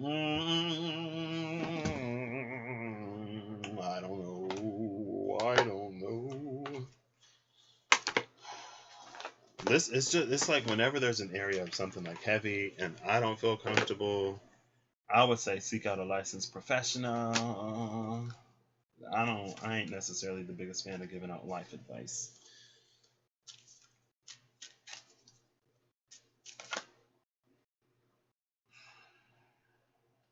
I'll take it because the first card is understanding. And look at the top. Bottom of the deck is clear your energy, number 16. This is interesting because I saw the 16 twice on the Legacy channel yesterday. 16 was the stars, but it was also patience, I believe. And then here's another 16 again. Clear your energy. So that's just, helpful. The two cards that came out are understanding and belonging. Understanding is 13, belonging is 41. That's a 5 and a 4, where we just had a 4 and a 5. And I'm going to read both of these. Understanding and belonging, it's like understanding your place in the world. And your place in the world could be an area of what you're responsible for and what you're not responsible for. It's also understanding boundaries in a way. Because it's like there could be some spaces that we do belong to, but we're not necessarily to be like the keystone or the linchpin in that situation. But it's also not that, like, let's say that you're on a committee. Like, you could be the treasurer, you could be the secretary, or you could just be a member who attends whatever. It may not necessarily be your role to be the president or vice president or some head of that community, right? Especially if you already have commitments. If you have other commitments, you may not necessarily want to be the president of every single thing you're involved with. So we'll start with the 41, belonging, and then we'll go to understanding. Oh, look, it's right here. I'm going to do a yawn first. Excuse me. So, learn to find security from within is the message of belonging, which relates to that heron, which can relate to temperance, balancing the fire within all the water. And again, there was more fire than water. So it's keeping that fire lit. even though there's so much water around it that could sort of douse it. In this card, Ganesha uses the mouse as his vehicle, which signifies his triumph over the ego. What? Does he really? Is there a mouse in this card? Is that a mouse? That is a mouse. There's a mouse in this card. Mice came out, was it yesterday or the day before? And I said it was because it was the fox and the mice, and it was like this. It feels like one of those like undercover boss type situations where this mice is gonna lure the snakes out of the grass, and the snakes won't be able to, like, it's in their nature. They won't be able to resist going after these mice. But it's also interesting because Ganesha takes an elephant-like form, and elephants are notoriously afraid of mice, or at least they're in cartoons. They're known to be afraid of mice. But here he is depicted with a mouse as a symbol of triumphing over the ego. So the specific brand of ego that he is triumphing over, the specific sector of the world of ego that he's triumphing over, is fear. And the decisions, the ego-based decisions that we make out of a space of fear. Fear of being alone, fear of not being good enough, fear of being abandoned. All those fears that keep us sabotaging what it is that we know is meant for us. See, this is why I defer to this deck. It reminds me of Scholastic Bowl. I defer to so and so. It's like, I got this. In this card, Ganesha uses the mouse as his vehicle, which signifies his triumph over the ego. Oh, so he is on top of the mouse. So it's like, instead of allowing fear to hold you back, you're now using fear to guide you. It reminds me of this one show where they were trying to find this creature that amplifies fear. And because of the fear that it amplifies, there was this whole war that was about to happen because it amplifies fear. And so to find the creature, they had to follow their greatest fear if they wanted to find it, right? Because, I mean, hello. But it's his vehicle. His fear is his vehicle moving forward. And that was honestly, that's the space I was in last year. When I was chasing towers, I was like, whatever I'm afraid of, I want to go there and I want to work through it because I don't want to be ruled by my fears anymore. I lived a half decade miserable life, my whole life, 25 years. I lived afraid of everything, afraid of being happy because what if I might lose it, afraid of getting my degree because then I would be out in the real world and like, what if I wasn't able to like cut it, right? What if I couldn't survive on my own? Afraid of so many things, afraid of so much that is constantly self-sabotaging.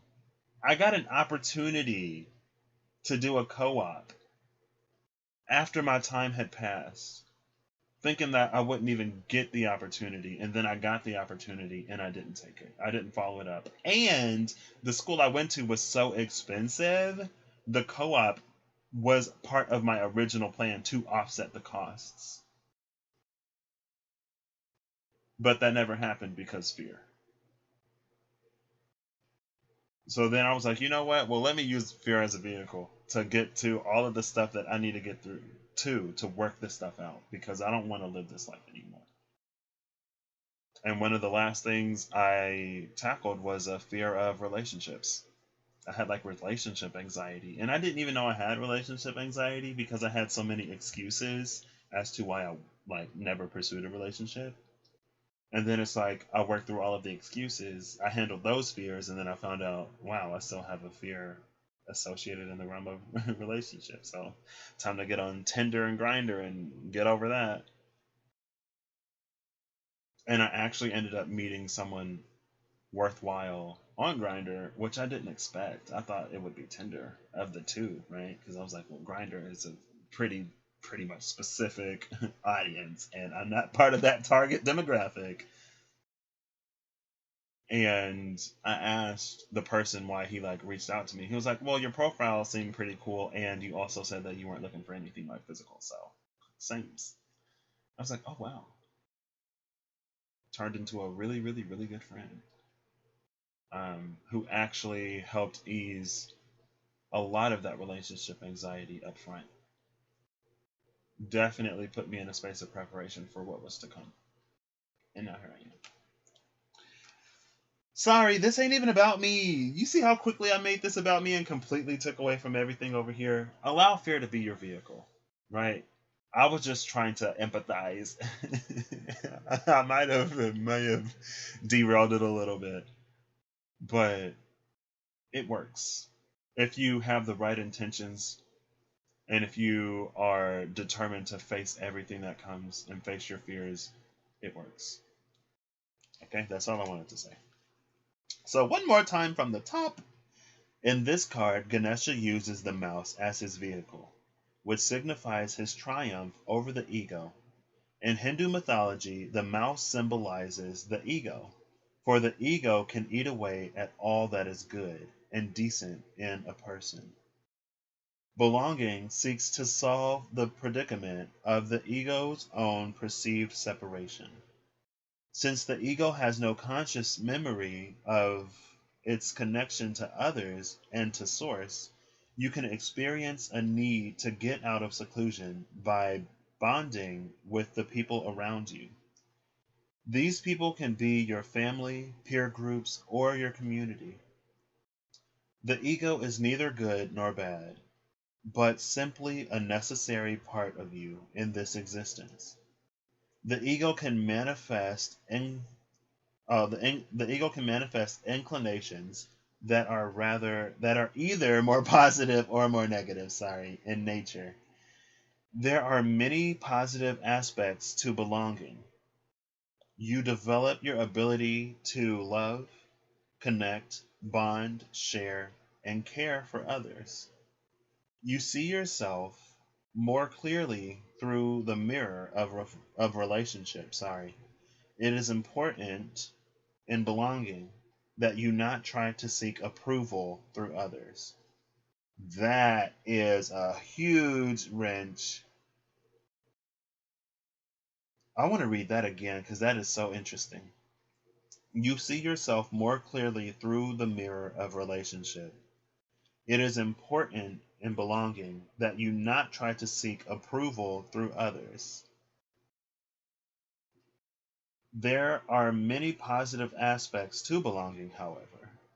You develop your ability to love, connect, bond, share, and care for others, but it is important in belonging that you not try to seek approval through others. Ain't that a catch-22? Ain't that a tongue twister riddle to go to find belonging but to not seek approval from others?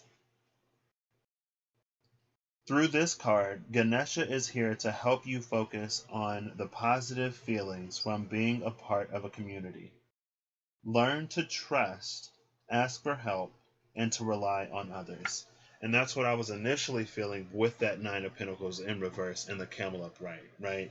It's not that you're necessarily trying to be overly reliant on others, but with that Nine of Pentacles in reverse, it is a time to trust. And it is a time to learn how to trust and to learn healthy boundaries so you can establish trust in a relationship worthy of trust, right? It ain't just going out and trusting like somebody that or a situation that ain't worth trusting, because then it'll break the fragile trust that you're trying to build. So after belonging comes understanding. Understanding is clear vision is the gift of seeing with not only your physical eyes, but also with your spiritual eyes. And clear your energy was at the bottom of the deck. The eye of Ganesha symbolizes the state of grace that is reached. What is that? Love is a state of grace transcending time and space? Is that the song? How many times did I listen to it? I don't even know. Love is a state of grace, transcending time and space. I don't know the rest of the words. Da, da, da, da, da, da, da, da. Maybe. That might have not even been the right melody. The Eye of Ganesha symbolizes the state of grace that is reached through your willingness to do your spiritual work in this lifetime. As you focus on your life lessons, you reclaim the true meaning of your being. You have the talent and determination to continue on this course before you. The eye holds the key to your higher consciousness and your gift of awareness. Now, also on the Legacy channel, that what came out with the stars, where Clear Your Energy is number 16, the key came out, and the key was number 33. Now, this is a 13, and it was clouds, key, and stars. And this is saying something was the key to something. Y'all got a good memory. Hopefully. I'll reread it. The eye holds the key to your higher consciousness and your gift of awareness. Look for the deeper meaning in ordinary experiences. Work on being more observant. Remember to live in balance with your physical and spiritual bodies. Now, Temperance and the Zebra both speak to balance, so here's balance again. Also, there's a balance in the places where we see community, because we are looking for love and caring and connection, but not seeking approval through others either. So that's another form of balance. Take the time to look at your current circumstances from a different perspective. Free yourself from limiting thoughts and beliefs. You are receiving an opportunity to move beyond your past. Accept that the fear from the past and accept that the fear from the past, and even as you move forward, serves a greater purpose. I'll read that one more time because I broke it up. Accept that the fear from your past and even the fear as you move forward serves a greater purpose. Imagine yourself soaring above this current situation and gaining a greater perspective. It is your ability to rise above the conditions that will benefit you and assist you in flourishing. Ganesha asks that you give yourself permission to be free in order to attain the joy that your heart desires. And we just talked about fear being the vehicle here and belonging. I just gave y'all a whole that at the end makes me feel a little less bad about interjecting my own experiences, because I mean I did it, and that was 2019 for me. The end of 2018, this is me talking about me again.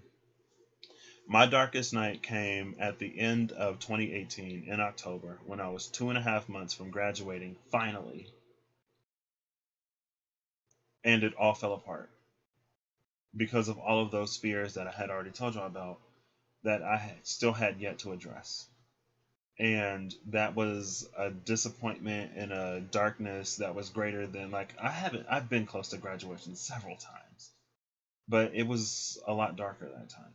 And it was at that point that I realized that if I wanted to move forward in life, I had to address all of the fears, because my situation was getting to the point where if I didn't address the fears, then the fears would have consumed me to the point of making some decisions that a lot of people in the world didn't want me to make. At least a few people in the world. And at that point, I was like, I don't even care. But, I ain't trying to hurt nobody either, so. But I realized that I had to face all of my fears. Quite literally, if I wanted to live. So I waited my 2 days until I wanted to live again, and then I decided to face all of the fears. And that's what started it for me. And then the Wild Unknown Animal Spirits and the Wild Unknown Tarot arrived a few weeks later. I went ahead on Amazon and I placed the order. And at that time, I don't even think I was into tarot readings like that at all. I was playing Persona, and they have confidants that are based in the tarot in the majors. I had a friend who said she had gotten some readings from one of her roommates. I got one at a carnival, in one of the dorms on campus a few years ago. So the interest has always been there, but I never gave myself permission because, tarot was evil. I was raised in the church. But I had a friend who got into her spirituality. And tarot, to me, was always within the realm of interest, but outside of what I'd allowed myself to get into. And I was like, well, if I want to get into my own spirituality, or if I'm going to give myself permission to really begin to explore all of this outside of what I was raised with, then why not go to the thing that's always interested me, right? And so that's what I did. And so late October that happened. Also, there was like a week of intense meditation, and then I did the 10-day course in Headspace. My decks arrived. I got into them a little bit, and then I flew off to London with my friend. And when I came back from that, and I've talked about it, I think, on this channel before, so I'll try to talk about it a little bit more briefly, but the experience in London was outside of everything that I had ever experienced. Like, to see someone living in that kind of state, not my experience. And I feel like the old me would have felt some type of way about my old life, but the meditated me that had already found the grounding was like looking at everything around me one day. I was just in there by myself looking at everything around me one day, and I was like, this is really nice. And this isn't anything that I can't have. Like, if I wanted this, I could have this. And I knew that is true. I was like, if I want this, I could have this. I have it within me to make this my reality if I want this to be my reality. But then I was like, well, do I even want this to be my reality? Right? For me personally, do I need to be living like this? Is this a little gaudy to me? And it wasn't even extremely gaudy, but like for me, I was like, is this gaudy? Like, do I even need this? But it was interesting, really, to be in that space of not getting down on myself, but to tap into that space of recognizing that the limitless abundance that I am connected to could afford me that if I wanted it. And it's not that it would come easy, right? Because I was like, I would have to work for something like this. But again, if I wanted it, then I could have it. Now, old Patrick kind of sort of butted in a little bit like, yeah, but you got to work for this. And, this is from your previous experiences, this is a lot. Do you want to work this hard? Like, how much do you really want it? But it was just interesting to be in that space and like not feel bad about my life or beat myself up, right? When I was like quite literally starving before that. No, not yet. I wasn't starving yet. I would starve after I came back from London. Then I would go through the period of starvation. I can laugh about it now. And I was kind of sort of laughing about it even then. But even then, it was like, if I'm a little hungry, if I'm a little stressed about paying my bills, but I am gaining balance and awareness and coming into spiritual truths and learning how to navigate even these stresses and not be overcome by them and not fall into a depression again, then it's worth a growling stomach. And it's worth a moment of, how am I going to pay my rent? Because that also taught me more lessons in not only grounding myself amidst those circumstances, but relying on people. Because one of the other things that I had to let go of was this mentality of always working, always putting myself in a position where if I had to be on my own, I would be okay. And the reason why I sought that Nine of Pentacles, for me, that would have been a Nine of Pentacles in reverse. Because that's not a Nine of Pentacles, me like, independent and able to take care of myself because that's what I've worked towards. That's a Nine of Pentacles, me independent and able to take care of myself so I can cut anybody and everybody out of my life, including my own mother. And that happened 2017, a year and a half before. And it was always a self-defense mechanism, out of a fear of abandonment, out of a fear of being left behind, out of a mentality that it's better to never know love than it is to love and lose. out of a mentality that it's better to never experience happiness and joy because happiness and joy aren't sustainable. And I'd rather constantly be down than to have these ups and then get crushed again and be back down. I had a lot of stuff to clear through and work through. And I did it.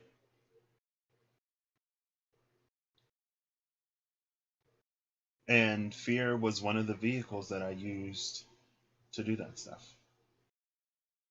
And I guess, the cards were another vehicle. I used the cards to illuminate things that I wasn't necessarily seeing. I used the cards to see the unseen within me. And then sometimes that would bring up some fear, and then I would have to address it. Right? One of those fears being the space of connecting to people only to be used by people and abandoned after they get what it is that they want from me. And I actually cried. Right? I've used the Wild Unknown Animal Spirits for a long time because it was animals, and I was like, even if I don't know this animal, I can make something up. And it came with guidebooks, so I didn't have to do everything by myself. Right? They come with books, so I used the books. But when it came to, I was intimidated by the tarot because it was 78 cards with different meanings that I didn't know anything about. And this deck, the Wild Unknown, is not one of those decks where it's necessarily super expressive and you can always like what, Seven of Pentacles. This is, can you guess what the Seven of Pentacles could mean? Would you be able to guess that traditionally the Seven of Pentacles is about cultivation and planting seeds and tending to things and putting in the work to reap the harvest later? Would you get that from 7 coins just lined up with these lines? I mean, you can get the 4 swords being peace because it's like, wow, this lamb isn't freaking out about potentially being impaled by these swords where nothing is holding them up. No, that's a 6 of Pentacles. It's growing in the dark. That's afraid of change. Some of them you can, some of them you can't. Okay, some of them you can, some of them you can't. It's not the most user friendly. Especially when it comes to the traditional meanings of the cards, like a Rider-Waite-Smith meaning. They're not the best at that. Right? Because this Nine of Pentacles could give you a whole different vibe than a traditional Nine of Pentacles. This Nine of Pentacles, and even in the guidebook, it's like you're almost there. Almost at the top. And the other one, sometimes it's a wounded warrior. I mean, it's behind the scenes, it's the same thing, but in the other card, it implies a little bit more of a struggle. But I mean, hey, me trying to get up them stairs in my dream last night was a struggle too, and it happens in dreams so often where I just like walking, just moving my legs, it hurts so much, and it requires so much effort to do it. I'm like, do I have MS in dreams or something? Is that how MS works? I don't know. And sometimes, even when I'm not dreaming, like, I'll get a memory of that sensation, and then I'm like, have I ever experienced that in real life? Or does it just happen in dreams so often that I think I do? Anyway, fear can be a vehicle to address the things that you need to address. Okay? That's all I guess I was trying to say. So I'm glad I read these. And we are going to read the 16, even though I wasn't going to read it. I'm using my other strengths to make up for my visual ability. I have a fairly decent memory, so if I read ahead of where I'm reading, I can remember this and already be prepared to read. So that's how I get through this a little bit better. It's also about managing your strengths, okay? And not necessarily focusing on your weaknesses. Clear your energies. Move through your fears to bring on change. Wow, I promise not every single card in this deck talks about fear, but we got 3 of them that do. Move through your fears to bring change. Oh! That's what the dude said in my dream, the teacher. When I was like, because when they were giving me the powder or whatever, or it was like sugar that was soaking in some kind of oil, and it's the oil that had the property, and that's what we were trying to put into the body. But I guess we weren't just like drinking oil, so they soaked the sugars in it or whatever. And I was like, I'm not taking this. I was like, because I'm this, and that, and I don't need something outside of me to reach this point. I don't need something outside of me to attain this point. I have everything that I need within me to do this, and I am not going to take this, and I will go home before I do this. And then he was like, oh, Patrick really galaxy brained when he said that, or something like that. I just remembered it. I don't know why galaxy. Oh, yeah, because I was about to say, like, this is galaxy braining this energy, right? This is like using or navigating through your fears to create change. The galaxy brain is using your fears to create change. And I was about to say, like, this is like galaxy braining this energy. And then I remembered that he said that to me in my dream last night. It was like Patrick really galaxy brained when he said that he didn't need anything outside of himself. He already had it all within him. Now teach the class. I'm like, oh, excuse me? Hello, you're the teacher. Sorry, I got a little hype because I remembered something else from the dream. Galaxy brain. Maybe brain blast. Jimmy Neutron, right? He galaxy brains all the time. Maybe it's time for you to galaxy brain a solution to this that you weren't necessarily seeing before. And again, maybe that's another thing that sort of caused that queen hesitation at the window. Caused the queen the hesitation at the bardo when she had that vision. It was the fear. Maybe she saw herself in a space that she can't imagine herself in now because of the fears that keep her from that space. It's also interesting that we got two browns between understanding and clear your energy, or they look brown down there, and then in the heart space of belonging, using your fear or using the ego as a vehicle is green. Back to this. I'm sorry. I just got really excited about that. Apparently. Obviously. Ganesha is clearing the obstacles that have been impeding your progress. What else said something about progress? Was it understanding? Was it the zebra? I don't remember. Progress and fear. It was the heron. It was self-reliant, and it's about progress and evolution. And you don't need a mighty pillar of support. All you need to do is be able to stand on your own two legs, and standing on your own two legs is just facing your fears. You don't even necessarily have to know how you will completely navigate through them. All you got to do is face them and to continue facing them. I'm surprised courage didn't come out because that was coming out all the time. Ganesha is clearing the obstacles that have been impeding your progress. Removal of these obstacles will bring a shift in consciousness. With destruction comes creation. Embrace the opportunity to change and move into a positive phase of freedom. You will undergo a major shift, whether it is in your spirituality or personal life. A key life change is around the corner. It is time to move out of your comfort zone. No doubt you are aware of some of the challenges that lie before you, but keep in mind that some of them may be on a more subtle or subconscious level. Believe in yourself and your ability to overcome obstacles. Whether in your professional or personal life, the right outlook can go a long way in supporting you through challenging times. One of the many daily challenges is clearing unwanted, lower vibration energies from within your physical body, your aura, and your personal environment. How do you cleanse and balance your energy in order to align with your divine purpose? You may choose to balance your chakra energy centers by taking a much needed break or stepping outside for fresh air. Consider taking a sea salt bath, and also use incense or white sage or essential oils such as lavender, clove, or basil to clear your home. Is it basil or basil? I said basil because I remember on Proud Family, Dejanay little brother was like, "It's basil, you American twit."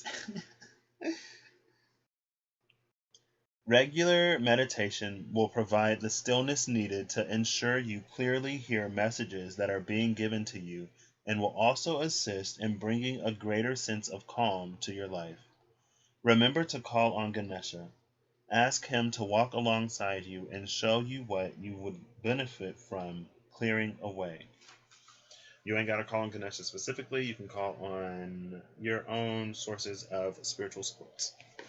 But that's that. And it's not a clear, like, do this, do that, but I feel like it's good enough. So, very, very glad I pulled those out. As soon as I saw somebody using these, I was like, oh my gosh, Ganesha has been resonating hardcore.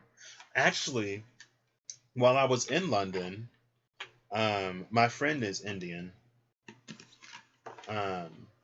And we watched this movie called Growing Up Smith. And for Halloween, it was all about Smith he wasn't Indian American because they moved to America.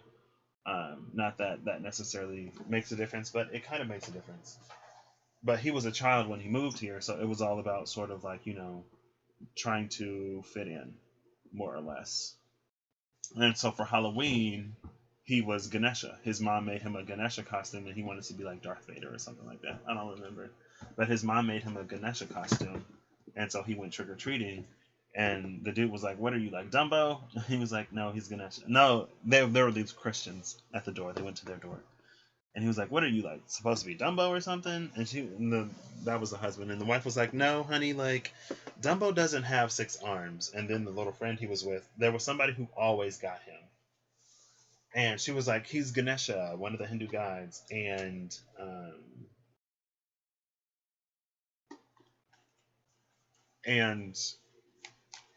the girl, oh no, she was like, "The only God that we know of is like Jesus or something like that, or the one, like, God, not like one of the gods."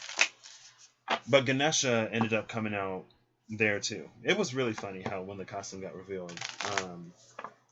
But even before that, one of the first animal cards from the Animal Spirit Oracle I pulled was the elephant, which was the energy of overcoming obstacles and associated with Lord Ganesha.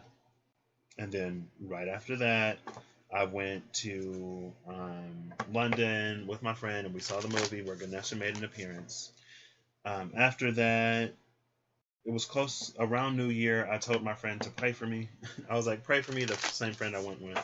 I was like, "Pray for me because I'm about to, embark on all of this stuff that I've been pushing to the side." And he was like, "Okay, I'll pray to my little Ganesha," because he had a little Ganesha. I was like, nice. So I am a huge fan of elephants and Ganesha.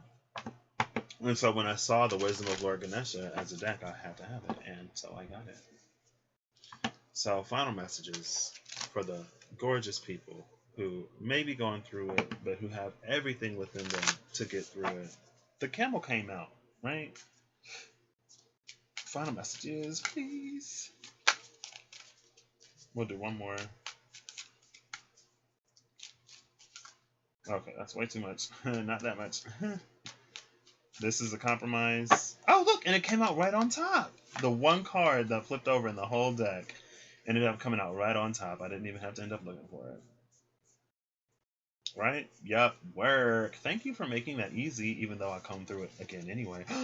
Is that the Lovers Upright? It is. Lovers Upright at the top of the deck. Bottom of the deck is going to be the Daughter of Wands in reverse. The Daughter of Wands in reverse could be the space of having all of these passions, but being blocked by fear from pursuing them. Or pursuing things that don't benefit you, really. Four of Swords. It's about, again, creating and finding that peace and that balance. It's about cultivating calmness that we saw at the end of Clear Your Energies, so it's about clearing your energies.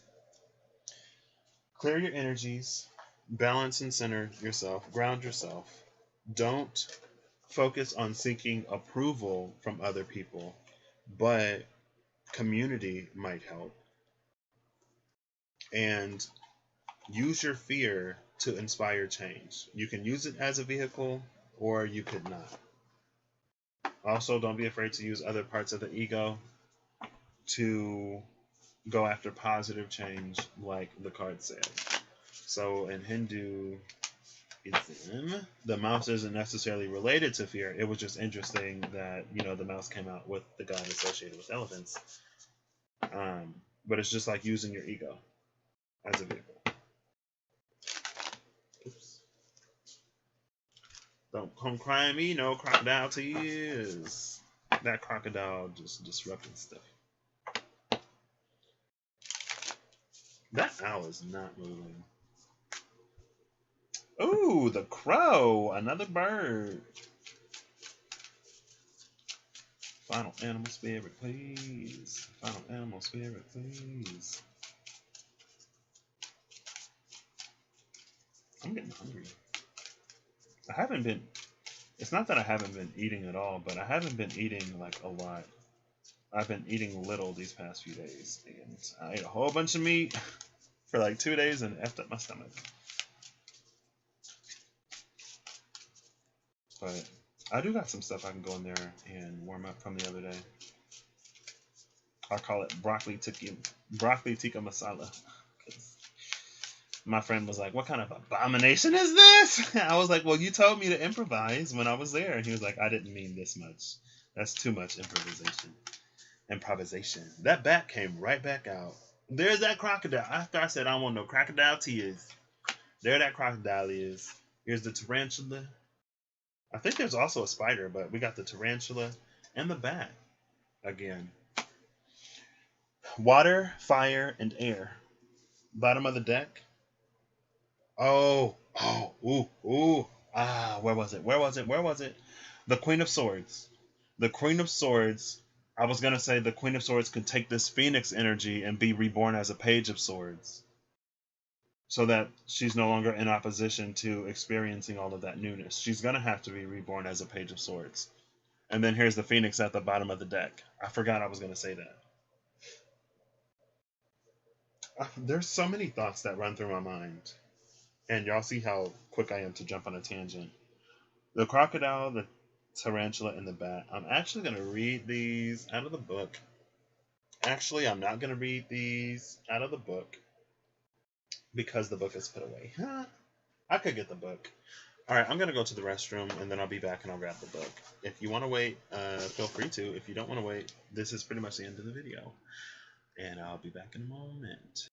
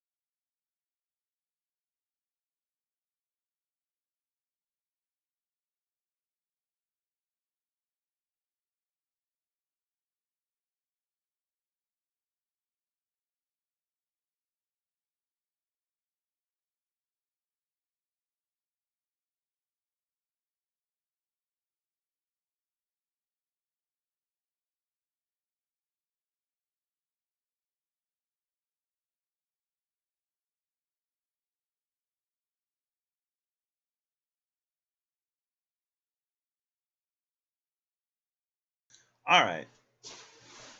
So I said I was going to get the book. So let's get down here and get the book. Get down on it. Get down on it. It's literally right here. Get down on it. Get down on it. We'll start with the crocodile. I got little, you see these little colored tabs in there? I got different colors for the different elements. Maybe not. So I'll go to blue for the waters. And then I have like a pink one that was my current space. When I first got this deck, I was going through Suit by suit and like trying to connect to all the cards. Like I would write down my initial interpretation of the animal. Then I would take a few notes from the entry, and then I would combine them. But I lost that. I lost a whole bunch of stuff. I was doing a little digital grimoire because people were talking about doing it, and I was like, oh, I'll do one digitally. I backed it up to a flash drive, lost the flash drive, backed it up to a laptop that I thought I'd never lose, lost the laptop, had to get it replaced. So that information is somewhere. The crocodile. This is collecting energy and cooling off. Also resting and submerging. The crocodile reminds us to step back from the external world and turn inward. Now is not the time for decisions, action, or discussion. The crocodile's mantra is wait. This doesn't mean lying around hoping life's challenges will disappear.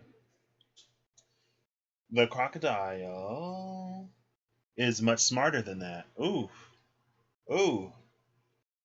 Did she just call y'all y'all? Did she just call us dumb? For lying around waiting for life's challenges to resolve themselves? Yeah, I would say that was me for a while. That was me. Then I reached the point where I had to stop some. This doesn't mean lying around hoping life's challenges will disappear. The crocodile is much smarter than that. It means intentionally withdrawing, gathering our awareness, observing and building energy. Observing and building energy. Okay.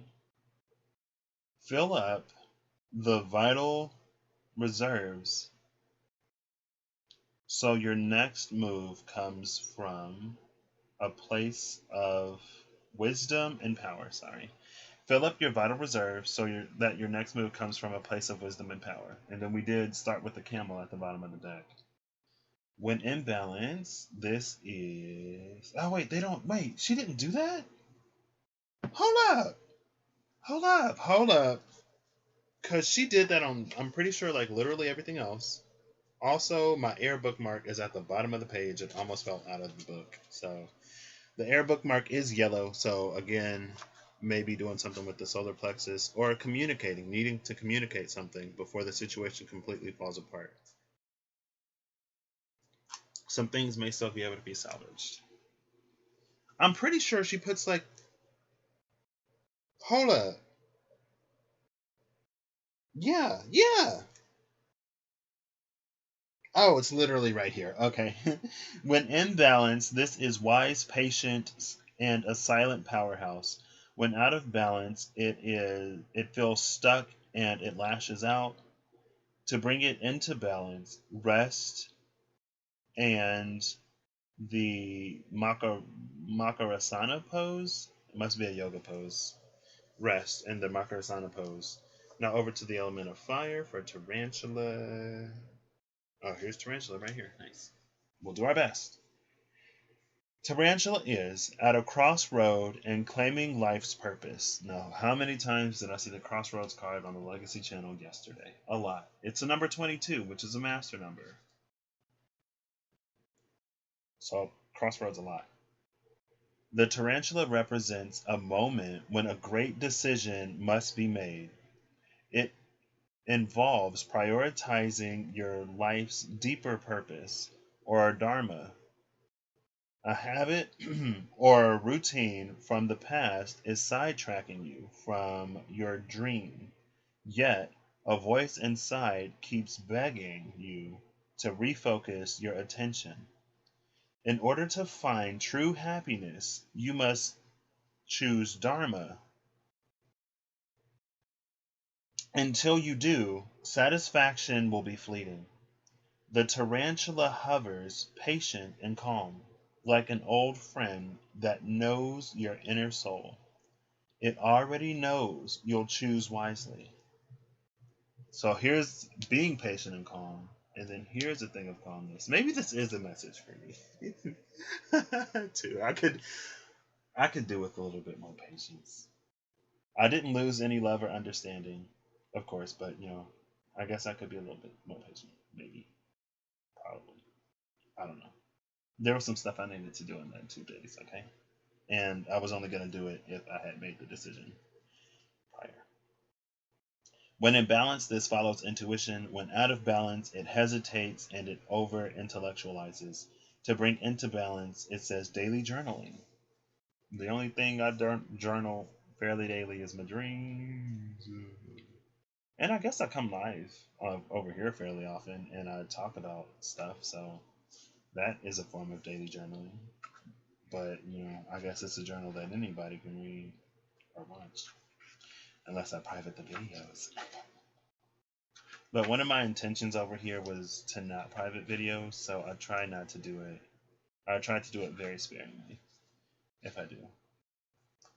Is the bat like the first animal or something? Because I am not seeing it. There's the moth. There's the butterfly. There's the bat. Yeah, it was the third one. Bat is darkness and letting go. I've seen letting go a lot. But then I was like, if I do let go, then it's like pick it back up. I'm like, okay, whatever. Darkness, letting go, and death leading to rebirth. And the phoenix is at the bottom of the deck. Before emerging, the bat waits for the sun to set and the moon to rise. In the darkness, it can see all that was invisible in the daylight hours. The bat is a master. The bat is a master of the subtle senses, of the underlying forces that cause some things to prosper and others to fade. The bat card shows up to signify the ending of a chapter, the closing of a door. The bat comes swiftly, encouraging us to move on. In just a few hours, a new day dawns. Oh, that's it. The periods are a little hard to see in this sometimes. Anyway. No more lingering in the past. So I'll say that again. In just a few hours, a new day dawns. No more lingering in the past. And Aksunare, meaning dawn, came out. Let me see. I'll see the note to see how long ago that was. Aksunare. Aksunare. When did I make that note? The note of Aksunare. Aksunare. That was on the 9th. I think this just said. It was the 9th. August 9th. What was that? That was the day after Lionsgate. And then the dawn came. At first it was like Kusunare. What does that even mean? Sometimes a random word will pop into my head in a different language and I'll look it up and I'll try to see what it means. Aksunare was one of those words. There was a word that tried to pop into my head in French. And I opened up my phone to look it up, but then I got distracted by something else and I forgot what the word was. Because it'll be like when I'm like about to go to sleep or when I'm waking up. So here's the calmness. This is observing and acquiring power. This is a time of making a great decision. And then this is a space of transformation. Another thing, like bats navigate using frequencies. Right? And so frequency may be one of the things that we can use. I think spiders also do something similar, like vibrations that they feel. I mean, that's what alerts a spider to something being in its web. They feel the vibration of it. So both of these are about vibrations and frequencies. This is about going deep. It's about submerging. It's about rest, and it's about trusting divine timing, but also doing what you need to do in the meantime. So this will be, and again, clarified by the bat. It's related to things that you can, even with the spider, it's related to things that you can feel before you see them, or that you can feel without even seeing them. And again, we have this big old moon in the bat card. Also going deep with this crocodile. Going deep in water is a scorpionic energy related to Pluto. Pluto is about transformation. Crocodiles are very powerful, and they can also be about some transformation, if you know what I mean.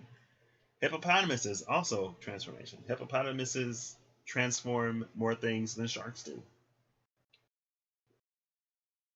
But people look at them hippos and be like, oh my gosh, so cute. And then you put a watermelon in the mouth of a hippo and you see how fast it just like crushed that thing. You're like, oh my gosh.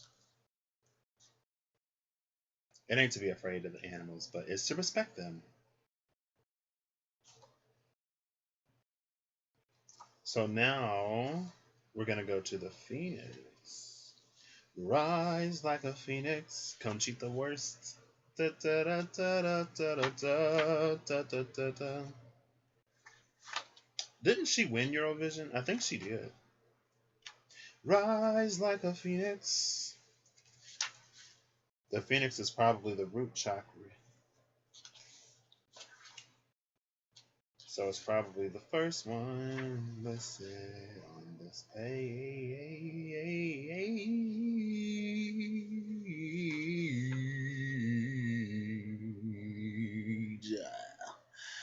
I don't know why that was necessary.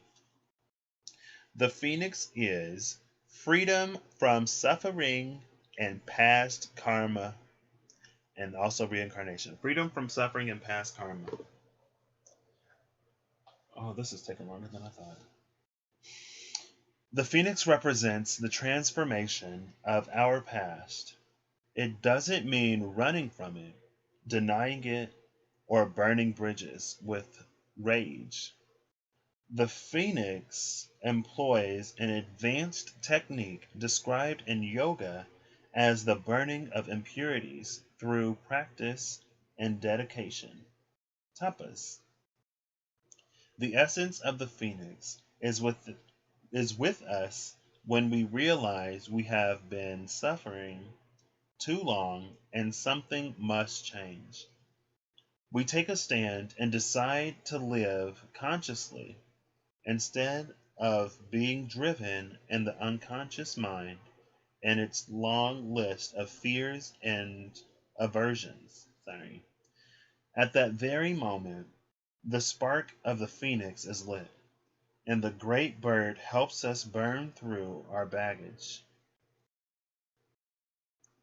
We no longer run from who we are, what has happened to us, or what we have done. The stuckness and dead weight fall into the ashes, and a lightness and clarity emerges. As the stagnant sea continues to smolder, hold up, wait, yeah, what?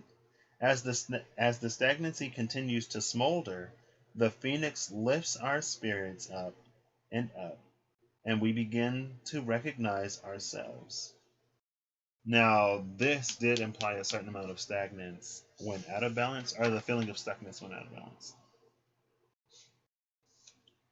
We may catch a glimmer in our eye that wasn't there before.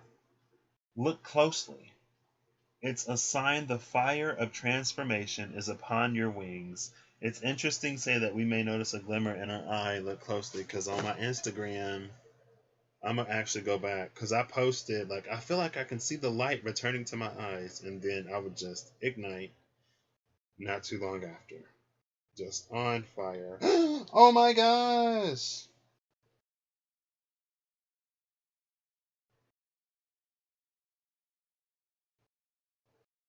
Oh, this makes me happy. That's a genuine smile.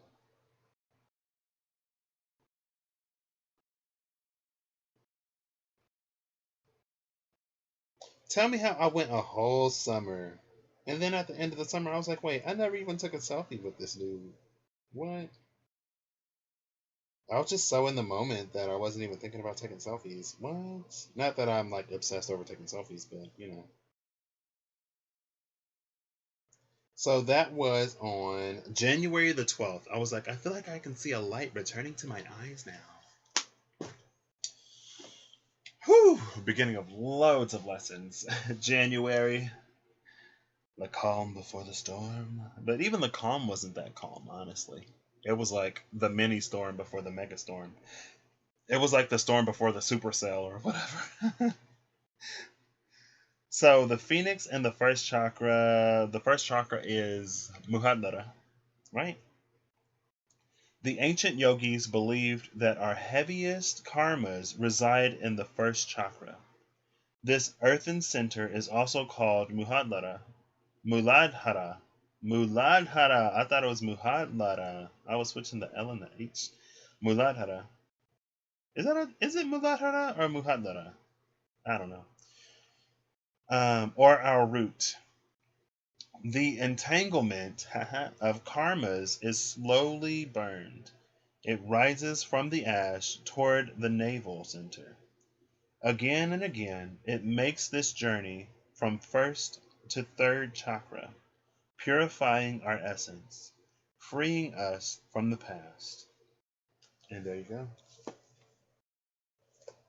Now is that moment. Now is that time to break free. It is all available to you. But like I said, it's available to you. We still gotta take it.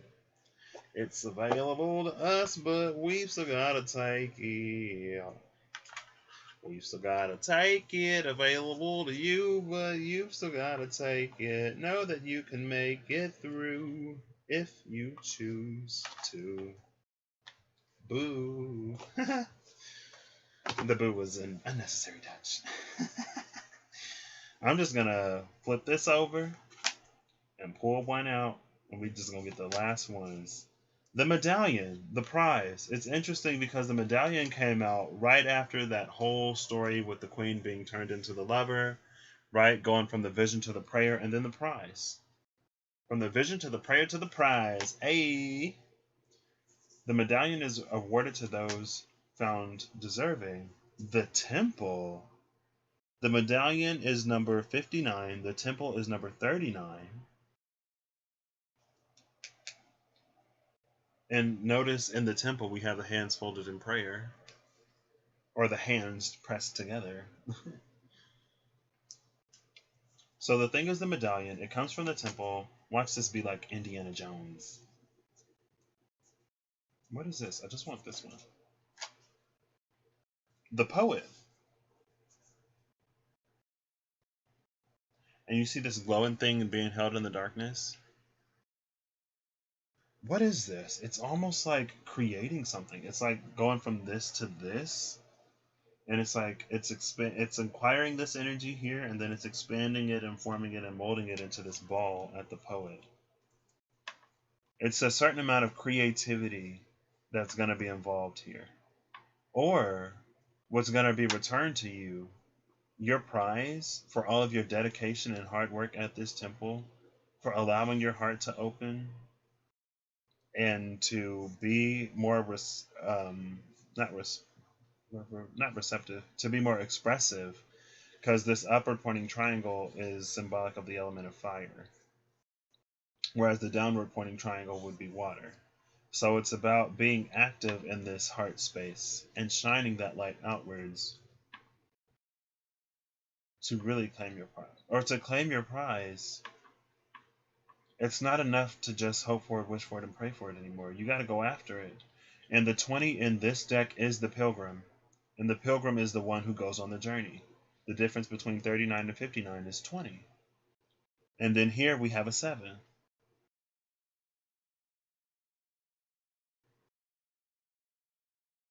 3, 5, and 7.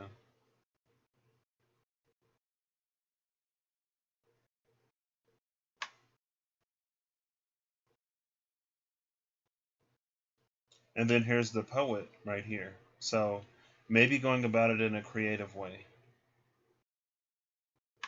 It could be finding a medium to express what it is that you want to express. And let's see if Eros comes out. This one right here sticking out. Aletheia. Allie. Some people call her Thea. Or Thea. I call her Allie. Aletheia is truth. So maybe going about speaking that truth in a creative way. And that may honestly be the answer to whatever prayer that you've been praying. To whatever you've been trying to manifest or hoping for or wishing for. Expressing from the heart space will grant that to you. Alright, cute. Catch y'all later. I hope everyone has a good whatever whenever you see this, and I hope you're acting in alignment to get everything that it is that you want, hope for, wish for, pray for, and need. The emphasis today is being brave and courageous and not allowing your fears and your ego to continue to hold you back from what lies in the future. And now is a time more than ever to put the past in the past. Because when all of this heavy stuff when all the heavy hitters go direct, we're moving forward again. And yeah,